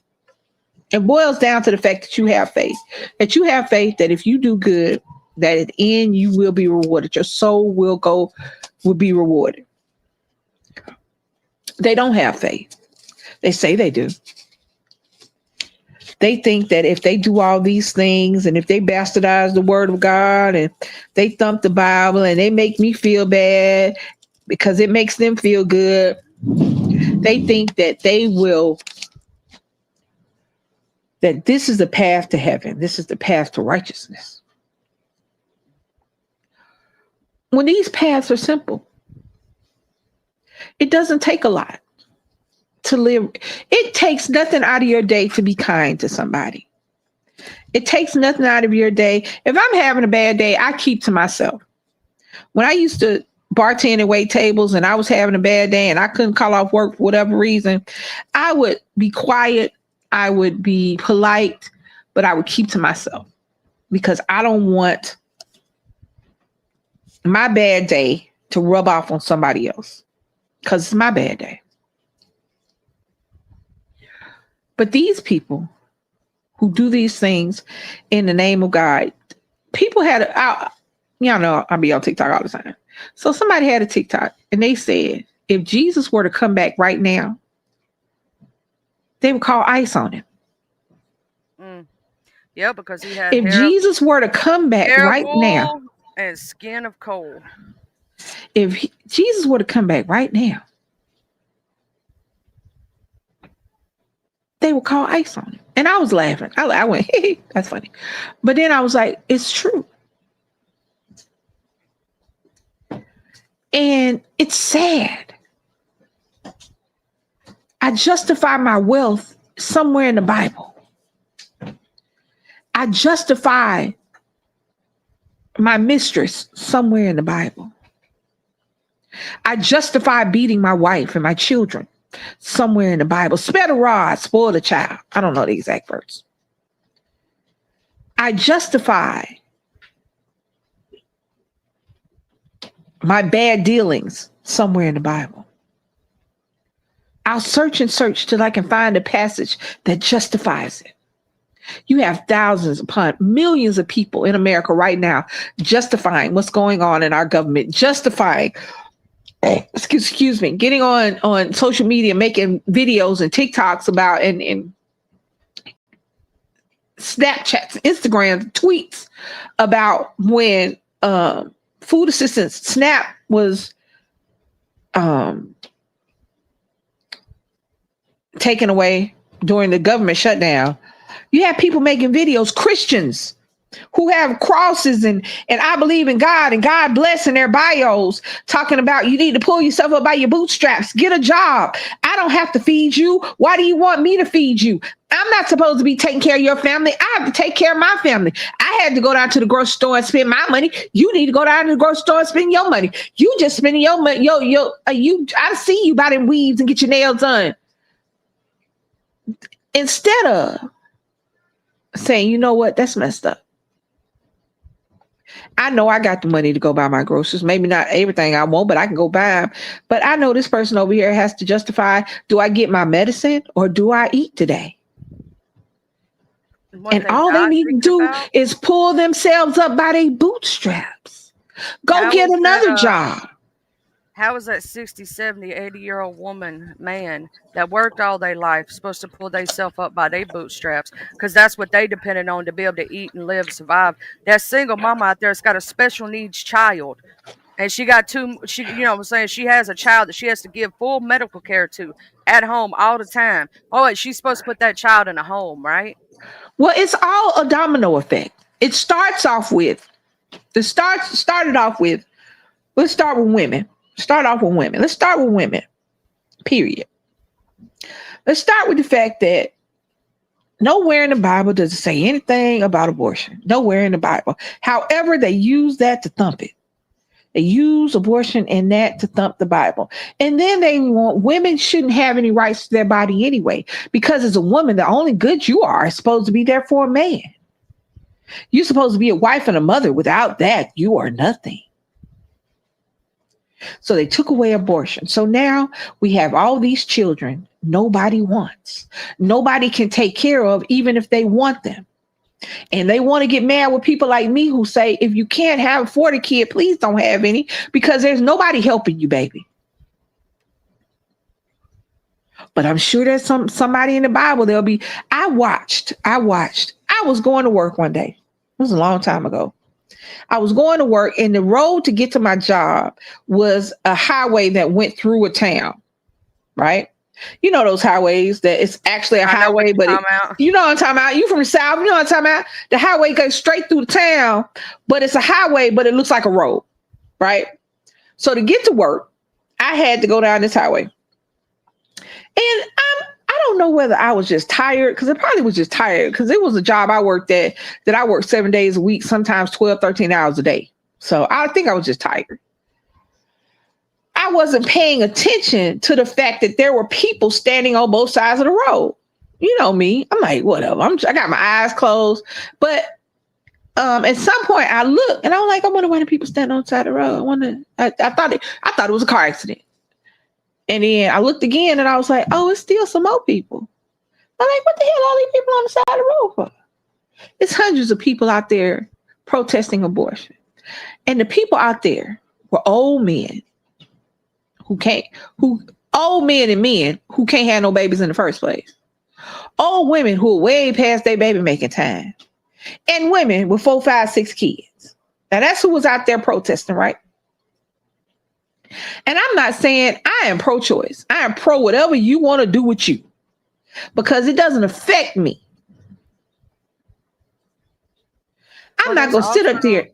I'm not going to sit up there and tell you that if you are a single mother and you have one child that you can barely take care of, and you're dating or going with somebody and you get pregnant by mistake or whatever, I'm not going to sit up there and tell you that it's going to be peaches and cream if you have this second baby, because I know the reality is it ain't.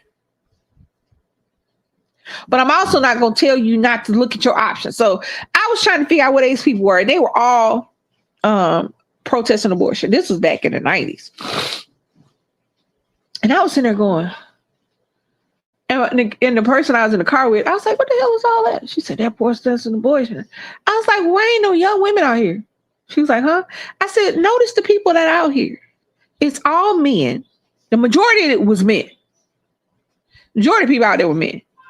The second majority were old women. The third were women with more than 3 kids.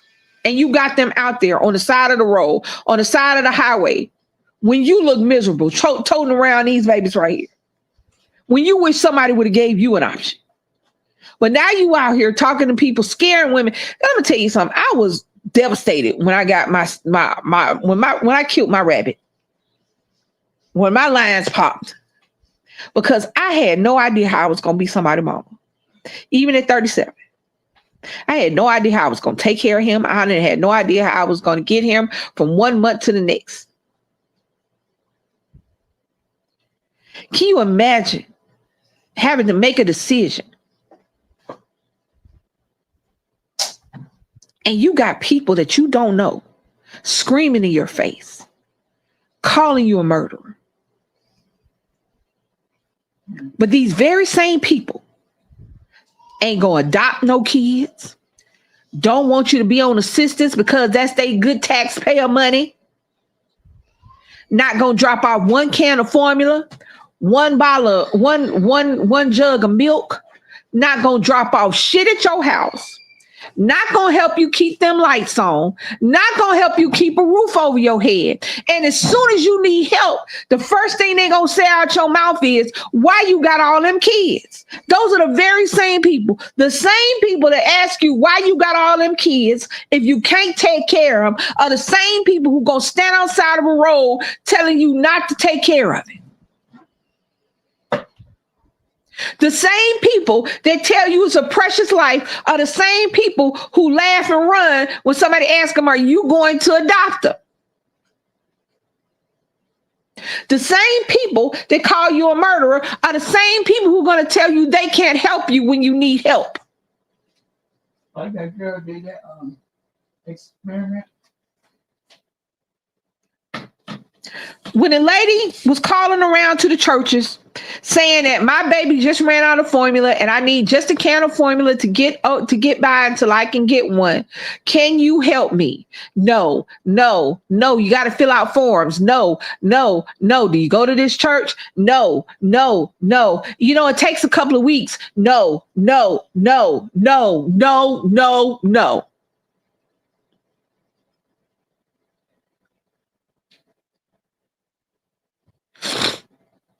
So what are you? Are you religious? Are you Christian? Do you follow the word of God? Or do you hide behind the Bible, cherry picking passages to make you look good, hoping that at some point your lies will get you into heaven? But the reality is, if you believe in God and you know he's omnipotent and you know he knows and sees all, then he see you lying. Thou shalt not bear false witness, which means you ain't getting it there. So somebody tell me something. Tell me. Anybody. They also, I'm going to say this, they don't follow the teachings of Jesus either. What did Jesus go out there and do? He fed the hungry. He helped the sick. You know what I'm saying? He went across the seas. You know what I'm saying? He taught himself something. He let knowledge be power. He didn't put down other religions. He went and learned them. He went and talked to those people. Outreach. You know what I'm saying? That's he because didn't turn down the leper. He didn't turn him away. Well, like I said, if Jesus were to come back today, they call ice on him. Oh, I'm going to say this. I don't know how many of us, and I'm going to say this right now, you don't know who you meet in your lifetime.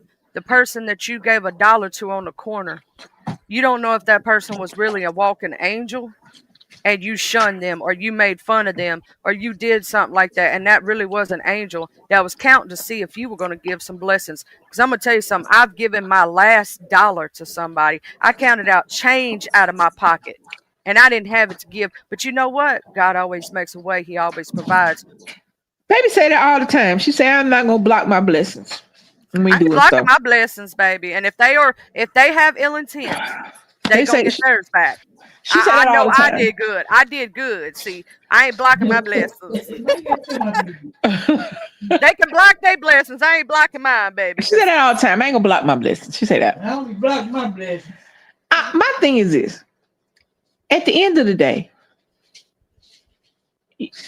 people say people can change and all that. No. A bad person is a bad person. A bad person can do a good thing.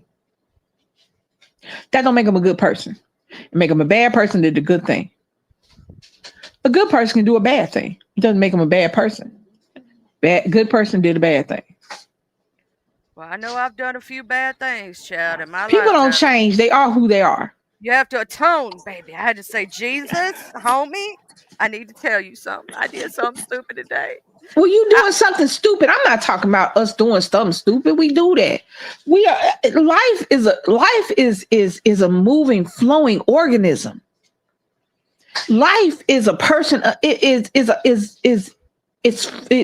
ups and downs, ebbs and flows, comes and goes. Today you up, tomorrow you down. Today you happy, tomorrow you sad. That's what life is. Life is a moving, growing, living organism. And there are going to be days when you are going to be your best, and there are going to be days when you're not. There are going to be days when you're like, you know what, I'm about to go have a great day. And there are going to be days when you're like, I ain't come to work today. But that doesn't make you a bad person. Oh no, I think our actions. And see, if you watch somebody long enough and you listen to them long enough, their actions are always going to prove their words. See, that's why I don't speak on who I am or try to justify anything to anybody. If you watch my actions, they're going to speak for me. Because I can tell you pretty words. I can lie to you. Just like those, like you were talking about in the church. They can sit there and tell you all the pretty words you want to hear. But if their actions don't prove those words, if they don't live that life, then they're living a falsity. Just like those people who try to put you down or put others down. It's because they're projecting their insecurities and their hurt onto other people instead of going to get counseling, going for mental health, and doing the right thing. They don't want to do that. They want to belittle other people to make them feel less than so they can feel superior. That's all it is. Superiority complex, narcissism. Unchecked mental health. I'm going to tell you something, Charlie. I don't know what's going to happen in the other life. I don't either, but I don't know whether or not we're going to go on to the golden streets and the pearly gates. I don't know if we're just going to be in some little limbo somewhere, chilling, waiting for the glory. I don't know if we just cease to exist. I don't know if we just exist in another plane until it's time. I don't know. But I know that it doesn't hurt to be a good person. I'm not always a good person. I'm mean as hell. I am. I'm mean as hell. My wife will tell you, I'm mean as hell. I know I am. I always have been. I don't know why. Don't ask me. It's not a thing that made me mean. I've always been a relatively mean person. Because I don't know whether it's not. I think because I let so much happen to me as a young person that when I got old enough to be able to affect my own life, nobody else was going to affect it. Does that make sense? Yes, you made yourself guarded, and in a way you were jaded at the world. Right. I made myself that, and the fact that when I started waiting tables, I started dealing with the general public, not just the people in my circle, but the general public when I was 22 years old. And I did it up until the time I hurt my leg. Off and on, I did it from 22 to 55, 54. And the public and the cross section of people have taught me that the people suck as a general rule. Mm-hmm. They suck. I mean, they suck. I used to get people that if I came to the table and it was a couple and the dude looked at me for 3 seconds too long, she had an attitude the whole time. I went to tables that because I was black and they knew for whatever, because I'm light, so they might have for a second they was rude. I've had people that thought I was white that would say the N-word in front of me like it was cool, like we was together on that. And I had that happen once. Oh, they didn't like it because they didn't know me. Oh, they didn't like me very much. I had this guy try to join a stream with me once on another streaming platform, and he kept calling me sister. I'm like, I ain't no kin to you. I don't know you like that. And I didn't know where he was going with it at first, right? And he just kept calling me his sister and saying all this stuff, and I was trying to figure out where he was going. I was like, huh? Okay, and because he could tell I was Southern, so he thought I was cool with what he was fixing to do. Right. Oh, no. See, he didn't like that. I got myself who jumped him. My other friends and us, we all jumped him at the same time. That didn't make you a bad person. But it didn't make you a bad person to jump them. I mean, you need to be checked. You know what I'm saying? Sometimes you got to check people to teach them. I firmly believe that most of the people that talk reckless and out the side of their neck publicly ain't been smacked right.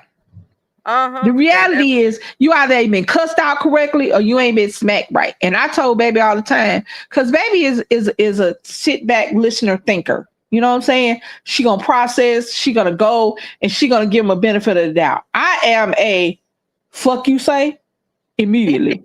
I am a who you talking to right then and there.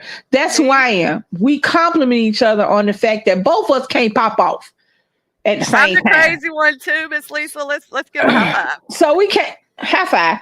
So You said high five. we did. I did. So I have come to that realization that some people have just not been cussed out correctly. They ain't been smacked the shit out of right. Because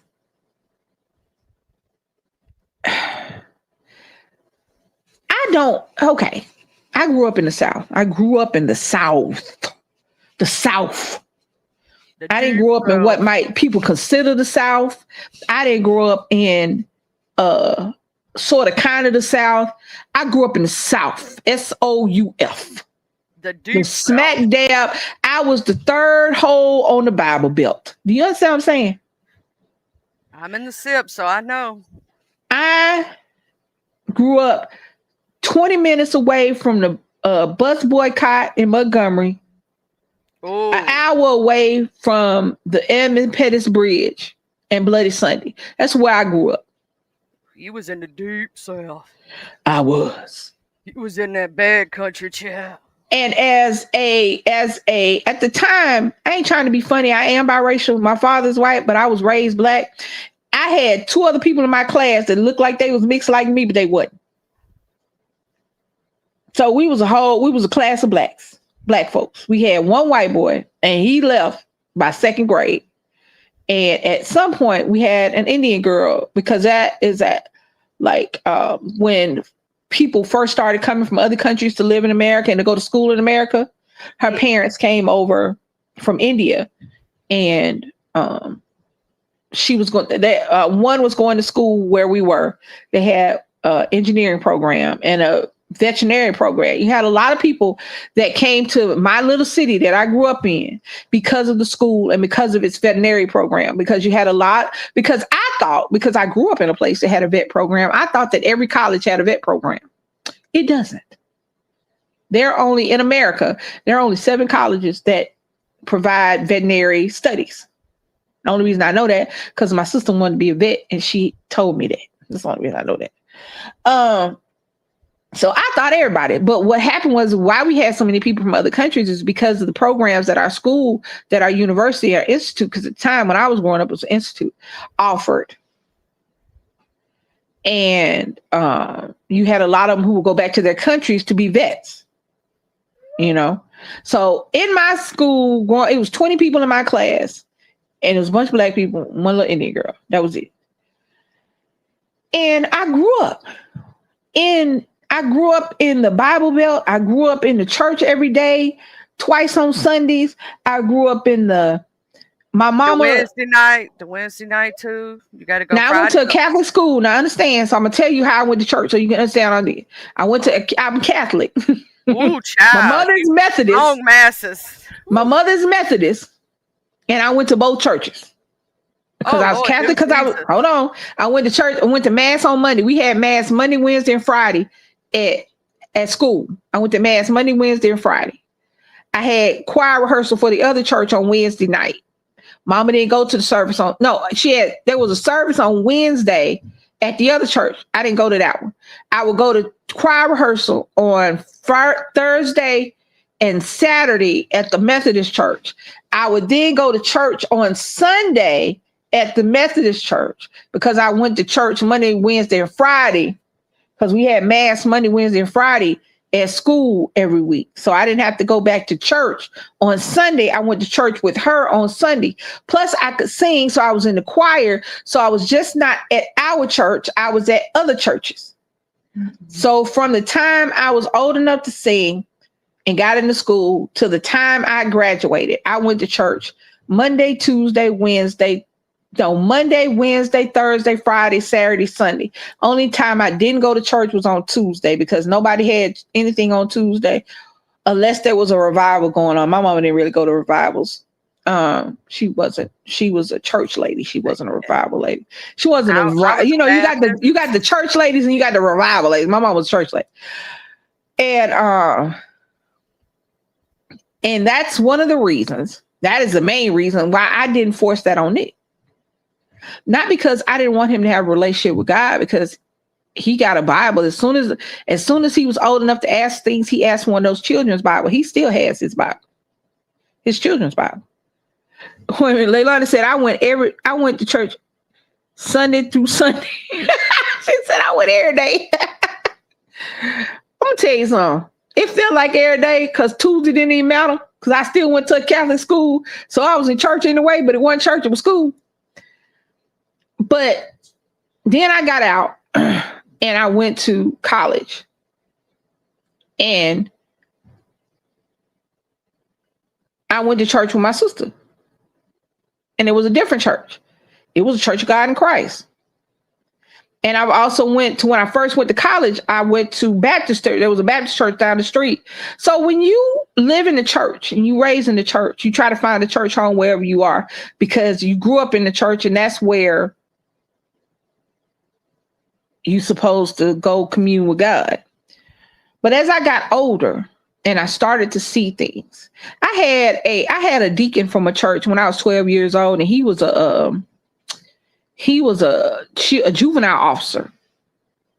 I had a deacon try to hit on me. I was 12. The same one, later on, he becomes a pastor. And he's cheating on his wife. I go to a church in where I was going to school at. We go to the Winn-Dixie one night, because this is when they had a 24-hour Winn-Dixie down the street from the college. So we walked down to the Winn-Dixie. I don't forget what we going to the store for. And we see the pastor of the church. We went we see the pastor that we just saw Sunday at the church with his wife and his 5 kids. In there holding hands with the organ player who was a dude. Again, I ain't got no problem with you getting some. I don't. If you gay, be gay. Leave your wife alone. We used to watch. After that, we used to watch how he treated his wife and his kids. Now, normally, I've seen the church mother. She sits on the front row, right? This particular church mother, she had her head down. She was always sad and down. She would sit in the middle row. And she had a set of twins, and one of them had severe cerebral palsy, to where he had to be in a chair. And you know what I'm saying? He couldn't walk. Yeah, my brother was like that passed. He couldn't walk, he couldn't talk. He had a not mild, but severe CP with quite a few other things added to it. Yeah, there were other things. I didn't know exactly what all it was, but I knew that was one of the factors. But he was severely disabled. And he would, I don't want to say prop him up, but he would use him. You know what I'm saying? His wheelchair had to sit in the middle of the aisle and at the end of the pew. They would come in there and she would look drab and dry. Now, every other church mother I done seen, every other, I forget what, it's not church mother, but I'm gonna call it church mother because I think that's what they call it. But every other church mother I seen has had her been together. You know what I'm saying? The children have been together. But it was like, he was like, I'm married, so y'all can see my family. But I'm dating the choir director, and it was an open secret. Oh, yeah, the first lady. Yeah, first lady. It was an open secret. Oh, she's messing with the choir director, and he's messing around with the church ladies. Mm-hmm. No, he was dating. She wasn't messing with nobody. She stayed pregnant at the house. This one particular one, she wasn't messing with nobody. Every time we looked, she was pregnant. Oh Lord.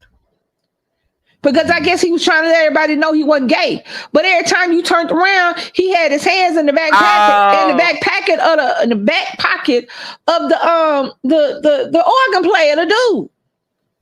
Which again, do you, boo boo? But leave this lady alone.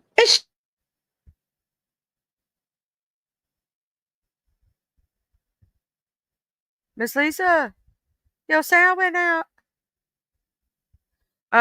But no, yeah, I agree. I've seen that a lot. I went to a lot of different denominations myself.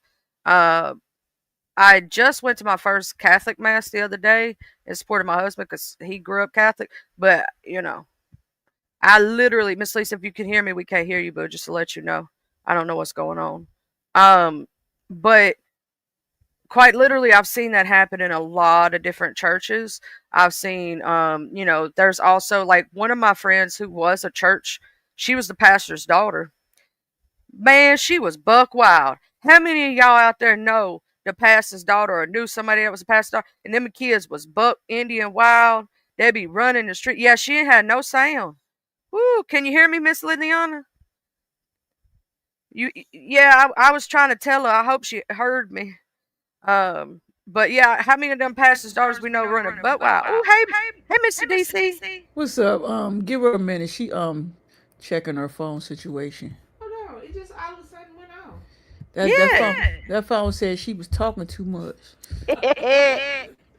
Probably would. Hey, you want to just use my laptop? Hold on, I'm about to get back in there. I can switch the avatar. Oh, it say live. Hold on, I'm about to go back in there. Yeah, I was just entertaining the people for her until she come back. All right, well, go ahead and do that. You got it. Here I go. Here I am. There you go. I'm back. Hello. You got Hello? an echo. Is it me y'all looking for? You can sing it right now, Miss Lisa. You got a little echo going. I It'd be know. right. She, you know. Did that go Yeah. on? Yeah, it's gone. But it's. I think what happened is baby. I talk about children a lot on here because children don't really have nobody but their parents. And when I talk about kids, I talk about all kids. I use mine as an example, but I'm talking about all kids. And somebody said something today. It was a man made a TikTok today. He said he doesn't understand parents who hesitate when somebody asks him, would you kill for your kids? He said, I would kill for your kids. Yep. And I said, I did one better. I will kill you for your own kids. I will step in front of that bullet gladly and smile. I will be in my mugshot grinning. If y'all ever see me in a mugshot, you ever see me go to jail, you best believe it was for a very good reason because I can't eat that nasty food in jail. Okay? I ain't scared of jail. I'm scared of the food. Okay? You stupid. But that's the thing. That's why I do it. It was what started this whole conversation. My phone hot. That might have been why it went off. How long we been on here? I've been on here for 2 hours. I'm getting off in a minute. The whole conversation started because a young girl. This whole thing started because a young girl trusted her spiritual leader, trusted a preacher when she said, "Tell us what you're thankful for." And if it was an adult, we would have knew something was wrong when you sit up here telling me to say what I'm thankful for, but telling me what I can't say I'm thankful for, giving me rules and regulations to my thanks. Don't tell us about this, don't tell us about that, but tell us what you're thankful for. So when I finally tell you, after you make me tell you, because at first I wasn't gonna say, this little girl looked to be about 11, 12 years old, so I'm the little girl. Now, when I finally get up the courage, because this is church and I'm supposed to be protected here, you supposed to be my guide here, and you telling us what to be thankful for. And I finally get up the courage to tell you, even though I'm doing it in front of my mama. And I say, I'm thankful for my stepmother because I can talk to her because I can't talk to my mom. And then I'm a preacher, and then a preacher behind me talking about what you say. Like I said something ugly, like I said something bad, like I said something rude. I repeat what I say. I am thankful for my stepmother because I can talk to her and I can't talk to my mom. So instead of my mama saying, "Oh, baby, why? What's going on?" Instead of wondering why this little girl can't talk to her mama, this preacher, this leader of the church gets up talking about the little girl got demons and we got to exercise the little girl demons. Now, I don't know what the demon for accountability is, but I feel like that shouldn't be a demon at all. In fact, if you want to say anybody got demon, ask why the mama is being hateful, and the preacher himself, he got some demons in him. If he's thinking like that towards a child, why can't, if you want to, that's what got me into this particular topic today. That's why I'm reiterating it for people come in. The reason that I say demons say their prayers and wear crosses is because you can't go to church and tell your truth without worrying about somebody trying to lay hands on you or call you demonic. And this is a child. This is a child. Then nobody asked why she can't talk to the mama. Then nobody asked what the hell she need to talk about. The first place you go to is demon. I bet right now, if I would have asked any one of these Bible thumping, demon exercising ass preachers who ain't seen the damn exorcist, don't know a demon from a hole in the wall, if I asked them to define a demon, they could not give me a definition of what a demon is. If I asked them to point out a demon, when they should point at the mirror, they have no direction to point their fingers in. But it's damn sure not a little girl who is telling her truth and telling what's going on and praying that somebody will listen to her, hear behind the words she's saying, and give her some help. Because that's what I heard. I got some shit going on in my life. I don't know how to process it. I don't know what I'm doing. I don't know how to get through it. And I can't go to my mammy. That's what I heard. If that I didn't hear Pazuzu from the fucking Exorcist talking about demon. I would cry if I was that mama. I didn't hear Annabelle sitting up here talking about setting some shit off over there with Ed and Lorraine. I heard a little girl asking for help from the people that are supposed to help her. That's what I heard. And I heard the people that are supposed to help her ignore her, bastardize her, and traumatize her. And she's not the first. And she's not going to be the last. Super sad. I'm going to say this, Miss Lisa. Like, to me, as a parent, if that had been my child that stood up in church and said that, I'd have had to look at myself real hard about why my kid can't go to me. Because my kid, sometimes, I love him, child, but he come to me about too much. Sometimes he be telling me stuff I may not want to know. You know what I'm saying? I'd be like, ooh, child. And baby, let me tell you a little secret. The older they get, the worse it gets. The more dumb shit they gonna tell you. Nick said the other day, he said, I'm gone and I'm old enough. Did I ever get... Oh, wait. He said, the principal ain't never called you all them times I ain't go to class. I'm sitting there going. He can snitch on himself now is what it is. Right. But the fact that, and y'all think it's crazy, but the fact that he's comfortable enough to snitch on himself, yeah. I'm cool with that. I have no ill will, and I'm not even mad with him for getting away with it. Cause, all right, I know this ain't right, but it is. In my mind, if you got away with it, you ain't do it. Well, I mean, it's too late now. You can't speak it out to it. The statute of limitations. You got away with it, you ain't doing no way. I'm cool. Statute of limitations is up, mama. Run out, yeah, you know. Just, you know. I'm gonna tell you, I'm 37 years old, and I was scared to tell my mom I was pregnant. Oh, let me tell you something. I told my mama some stuff after the fact. I say, mama, this one time. I didn't never do nothing real crazy, right? I was that good kid that stayed home and read books all the time. I was the nerdy kid, to tell you the truth. And so my mom and daddy didn't have much to worry about me, but there was a few things I did, right? And I told my mom, because my mom and daddy's the same way I raised my son.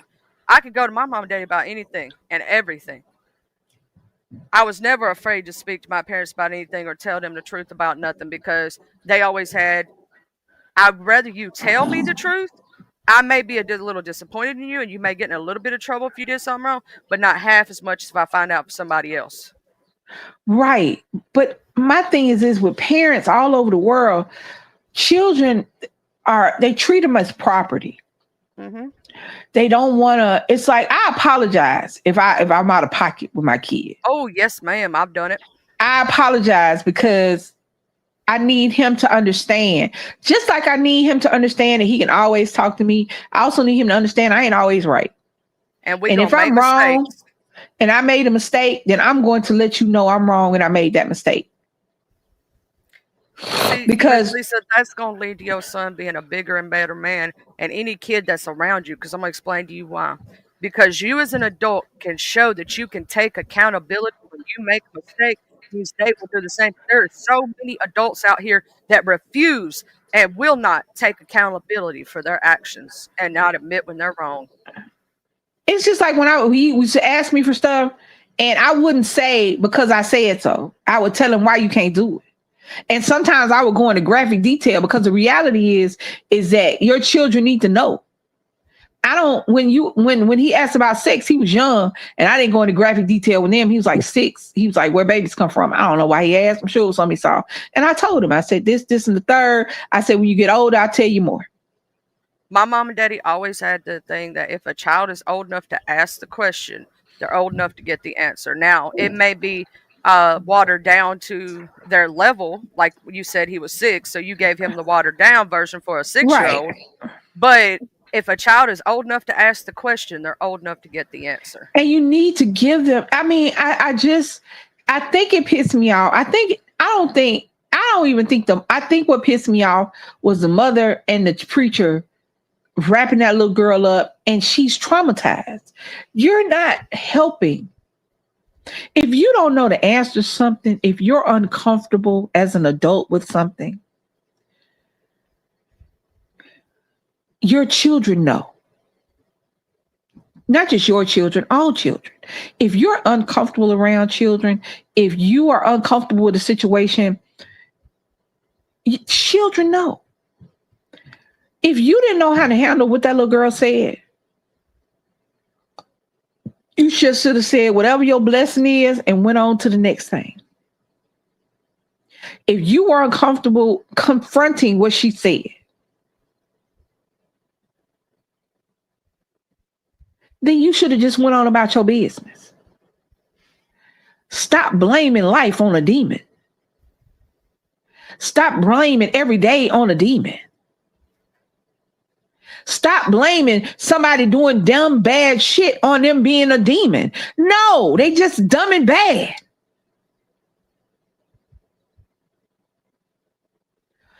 I listened to, there was an Evil Lives here, and his father was talking about his son. And I think his son was a killer. But he started out a killer. He was young. But I can see how his father exacerbated it. His father blamed the way he acted on the pornograph demons. Yeah, the pornography demons. Lord do Jesus. The daddy was addicted to porn, so it was a porn demon. So he took his porn demonic books and he buried them in the front yard. And his son dug them up. And it was the demons of porn that got his son. It was the demons that he brought in the house with the porn that made his son kill pets and assault other kids. Everything was blamed on something other than this boy having a sorry ass daddy and a jacked up upbringing and just was born kind of jacked up itself. You blame the demons of pornography, the demons of pornography, the demons of homosexuality, the demons of wokeness, the demons of demons, the demons of Saturday. I don't even know. Hell, I've been watching horror movies for damn 50 years, and they got more demons than I've ever seen. I watched a damn movie called Demons, and the church got more demons in that movie. But there's no accountability. You'd rather label a child demonically possessed than to ask why her mama is not a safe space. Hear what I'm saying? The girl didn't confess to being lustful or to stealing or to anything. The little girl said, I am thankful for my stepmama. And instead of inquiring as to why you feel that way, baby, what's going on?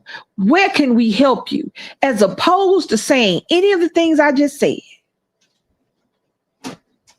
We're going to have an exorcism and a coming in a Hyundai. Instead of asking, baby, why you feel that way? Asking the mama, what's going on? Instead of doing any of that, it's got to be a demon.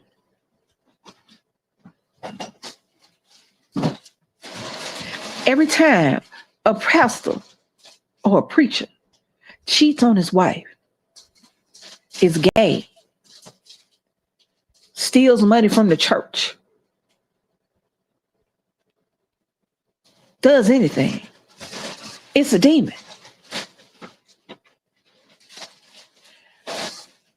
I saw a show called Fatal Attraction where they, people die.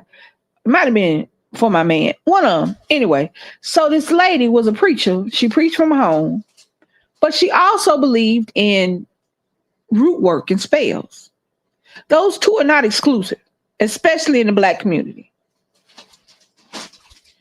But she would do blessings for married couples and things like that.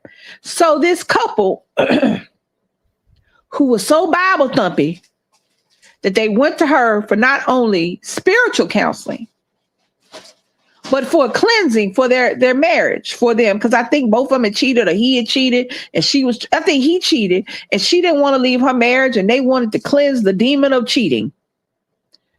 So she did the little, whatever the ritual was, the lady did. She prayed over them. She did the little cleansing thing, but then he still wanted to cheat. Both of them still wanted to be hoish. So instead of looking at themselves for accountability, they blamed it on the preacher. They blamed it on the lady because not only was she a preacher, she was doing root work. So she had to be a demon. She was a devil. So they set the old lady on fire and stabbed her. But she was a demon. That's what they said. She had to be doing something demonic because it didn't work. We wanted our money back. It didn't work. I was still a hoe. She was still a hoe. We were still hoeing. You get what I'm saying? That's what I'm saying. I don't get it. I don't get the suspension of reality. I don't get the suspension of common sense when we look at churches and things like that, and we look at people in leadership positions because he's a leader, he's the best, he's great, and da-da-da-da-da. When in reality is these people are just men and women who've been elected to positions, who have went to school and are now in the positions, who have whatever reason that they're the preachers, the doctors, the lawyers, the cops, the fire, whatever reason. It doesn't make them a good person because that's what they are. You need to be a good person despite of what you are. The reason that people don't trust police is not because you're a police, it's because what your brethren have did for you in the past. And while we know it's not all of y'all don't check your people. So we can't trust any of y'all. It's like with the women, when people said, would you be scared of a bear or a man in the forest? And most women, I think they said 98% of them said a man. Because I just got to worry about a bear chasing and killing me. A bear is not going to keep me hostage and rape me for hours and days at a time. A bear is not going to fulfill some sick fantasy, some sick, crazy serial killer fantasy on me in the woods. A bear is either going to kill me and catch me or chase me and not catch me. That's it. We know it's not all men. We know that. But you don't check the ones that do it.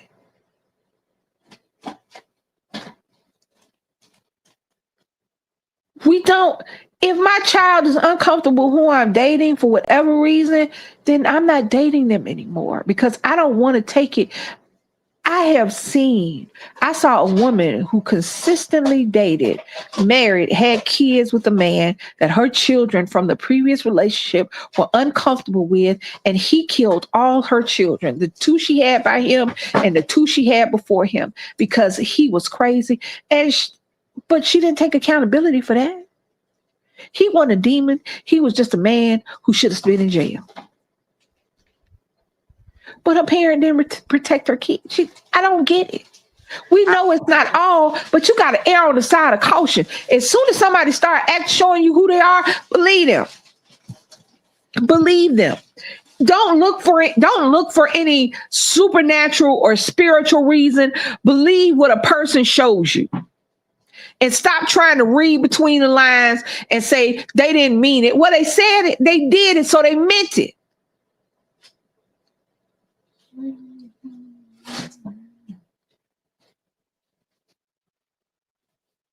Can you imagine looking at that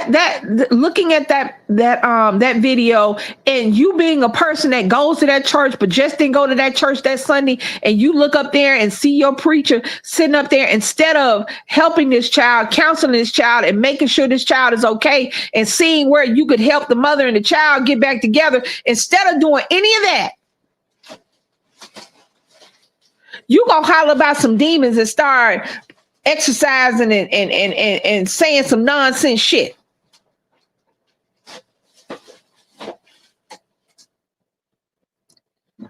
And I don't even want to get on to the daddy who coming on here talking about the fact that his son transitioned to a trans woman, but I don't want him buried like that.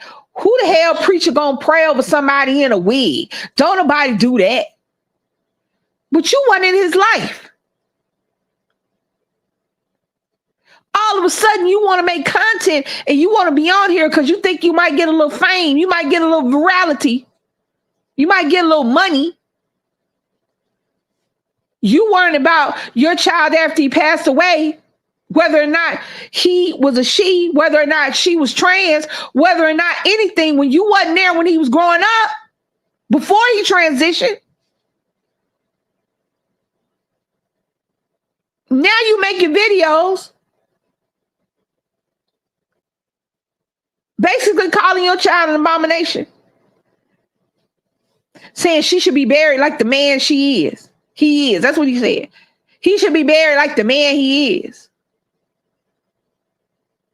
And like I said at the beginning of this video, I don't give a damn if Nick tell me he want to be buried in a Pikachu costume holding a Pokemon ball so he can catch monsters in the afterlife. Guess what the hell gonna happen? He gonna have on a Pikachu costume with a fucking Pokemon ball in his hand, and he gonna catch them damn monsters till I get there, and then we gonna catch them the fucking together. I don't care if I don't care if Brittany says she want to be buried in a pink Barbie costume in a Barbie casket, singing the Barbie song while we put her in the ground. Guess the hell what?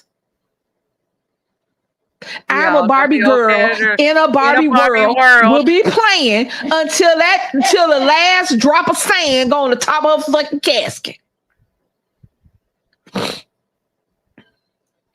You sitting up here worried about whether or not she's wearing a wig. She's dead. Her partner killed her. And regardless of whether or not you recognize her sexuality, that's irrelevant. Your child is deceased. Forget what they are. If you ain't making a video crying about your baby being gone, or you ain't making a video from the back of a police car because you done took care of that situation, I don't want to hear shit you got to say, especially if you wasn't there when the baby needed food, when the baby needed Pampers, if you wasn't there providing for him when he was a he. Don't come say shit when he or she. When she shit, them too many words. Don't come in here talking no shit when she wants to be buried how she felt comfortable, who she was, who she is to herself. Don't come in here now hollering about what the church will and won't do. Her mama said that she's going to be in the ground the way she lived her life, who she was. She was a TikToker and she did hair. She did celebrity hair. I didn't follow her. I don't know who she was. All I know is that it was allegedly her partner, her boyfriend, killed her. You ain't worried about that. Your video ain't about that.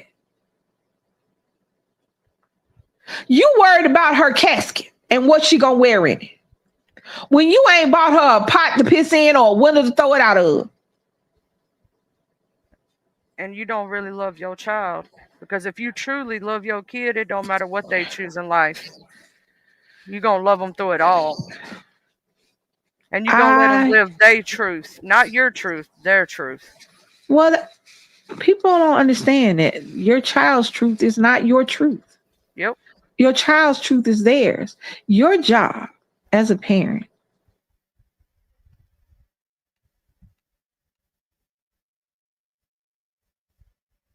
Uh-oh. I think we lost Miss Lisa again, y'all. I think her phone said, oh, to the no, no. Yep. Her phone done overheated again, child. She'll be back in a minute. After these lovely words from our sponsors, please hit that like button, that share, that subscribe, and show some love to Miss Lisa and Mr. DC Kool-Aid. And, thank you all for being here today for the preachings and the teachings of Miss Lisa, because some of y'all need to hear these words. I'm just saying. Love your children, no matter what they decide to do in this lifetime. You brought them into this world. That's your babies. Yeah, we'll be right back after these commercial break.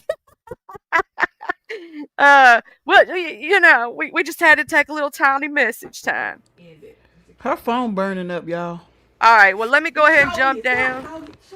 Her phone is overheating. Well, I love Anyway, y'all. what's I up, done told Charlie? everybody, Mr. DC, to hit the like button, share, subscribe. That's right. That's what I was about to say. But you got it. You could hold on. I'm gonna make it even look better. Hold on. We're gonna put a Charlie up there. Go ahead, Charlie. Do your thing.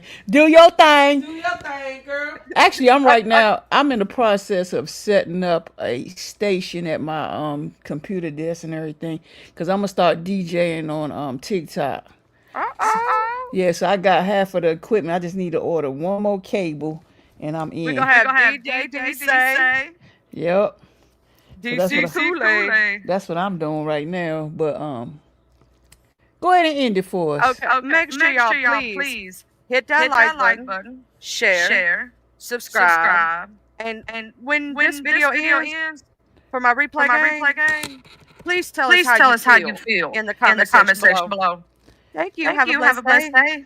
And don't forget to come back. Thank you, Charlie. Bye.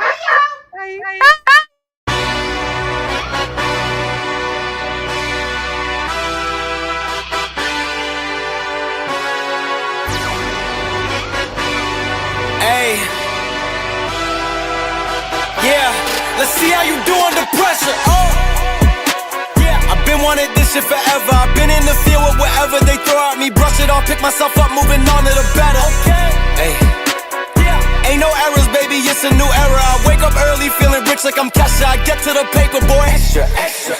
Fuck with me, you know that I got it. Come with me, let's take a trip to the islands. We up on the jet, we'll do more than just fly on it. Stand on that hill, you gon' die on it. Boom. Baby, I'm not one of them, you should try on it. Miss me with all that, I'm on to the next. Fuck this up, I send you back to your ex. But good luck with that, this is big as it gets. Hey, let's see how you do under pressure. Let's see how you do under pressure. Give them a name to remember. Hey, let's see how you do under pressure. Let's see how you do under pressure.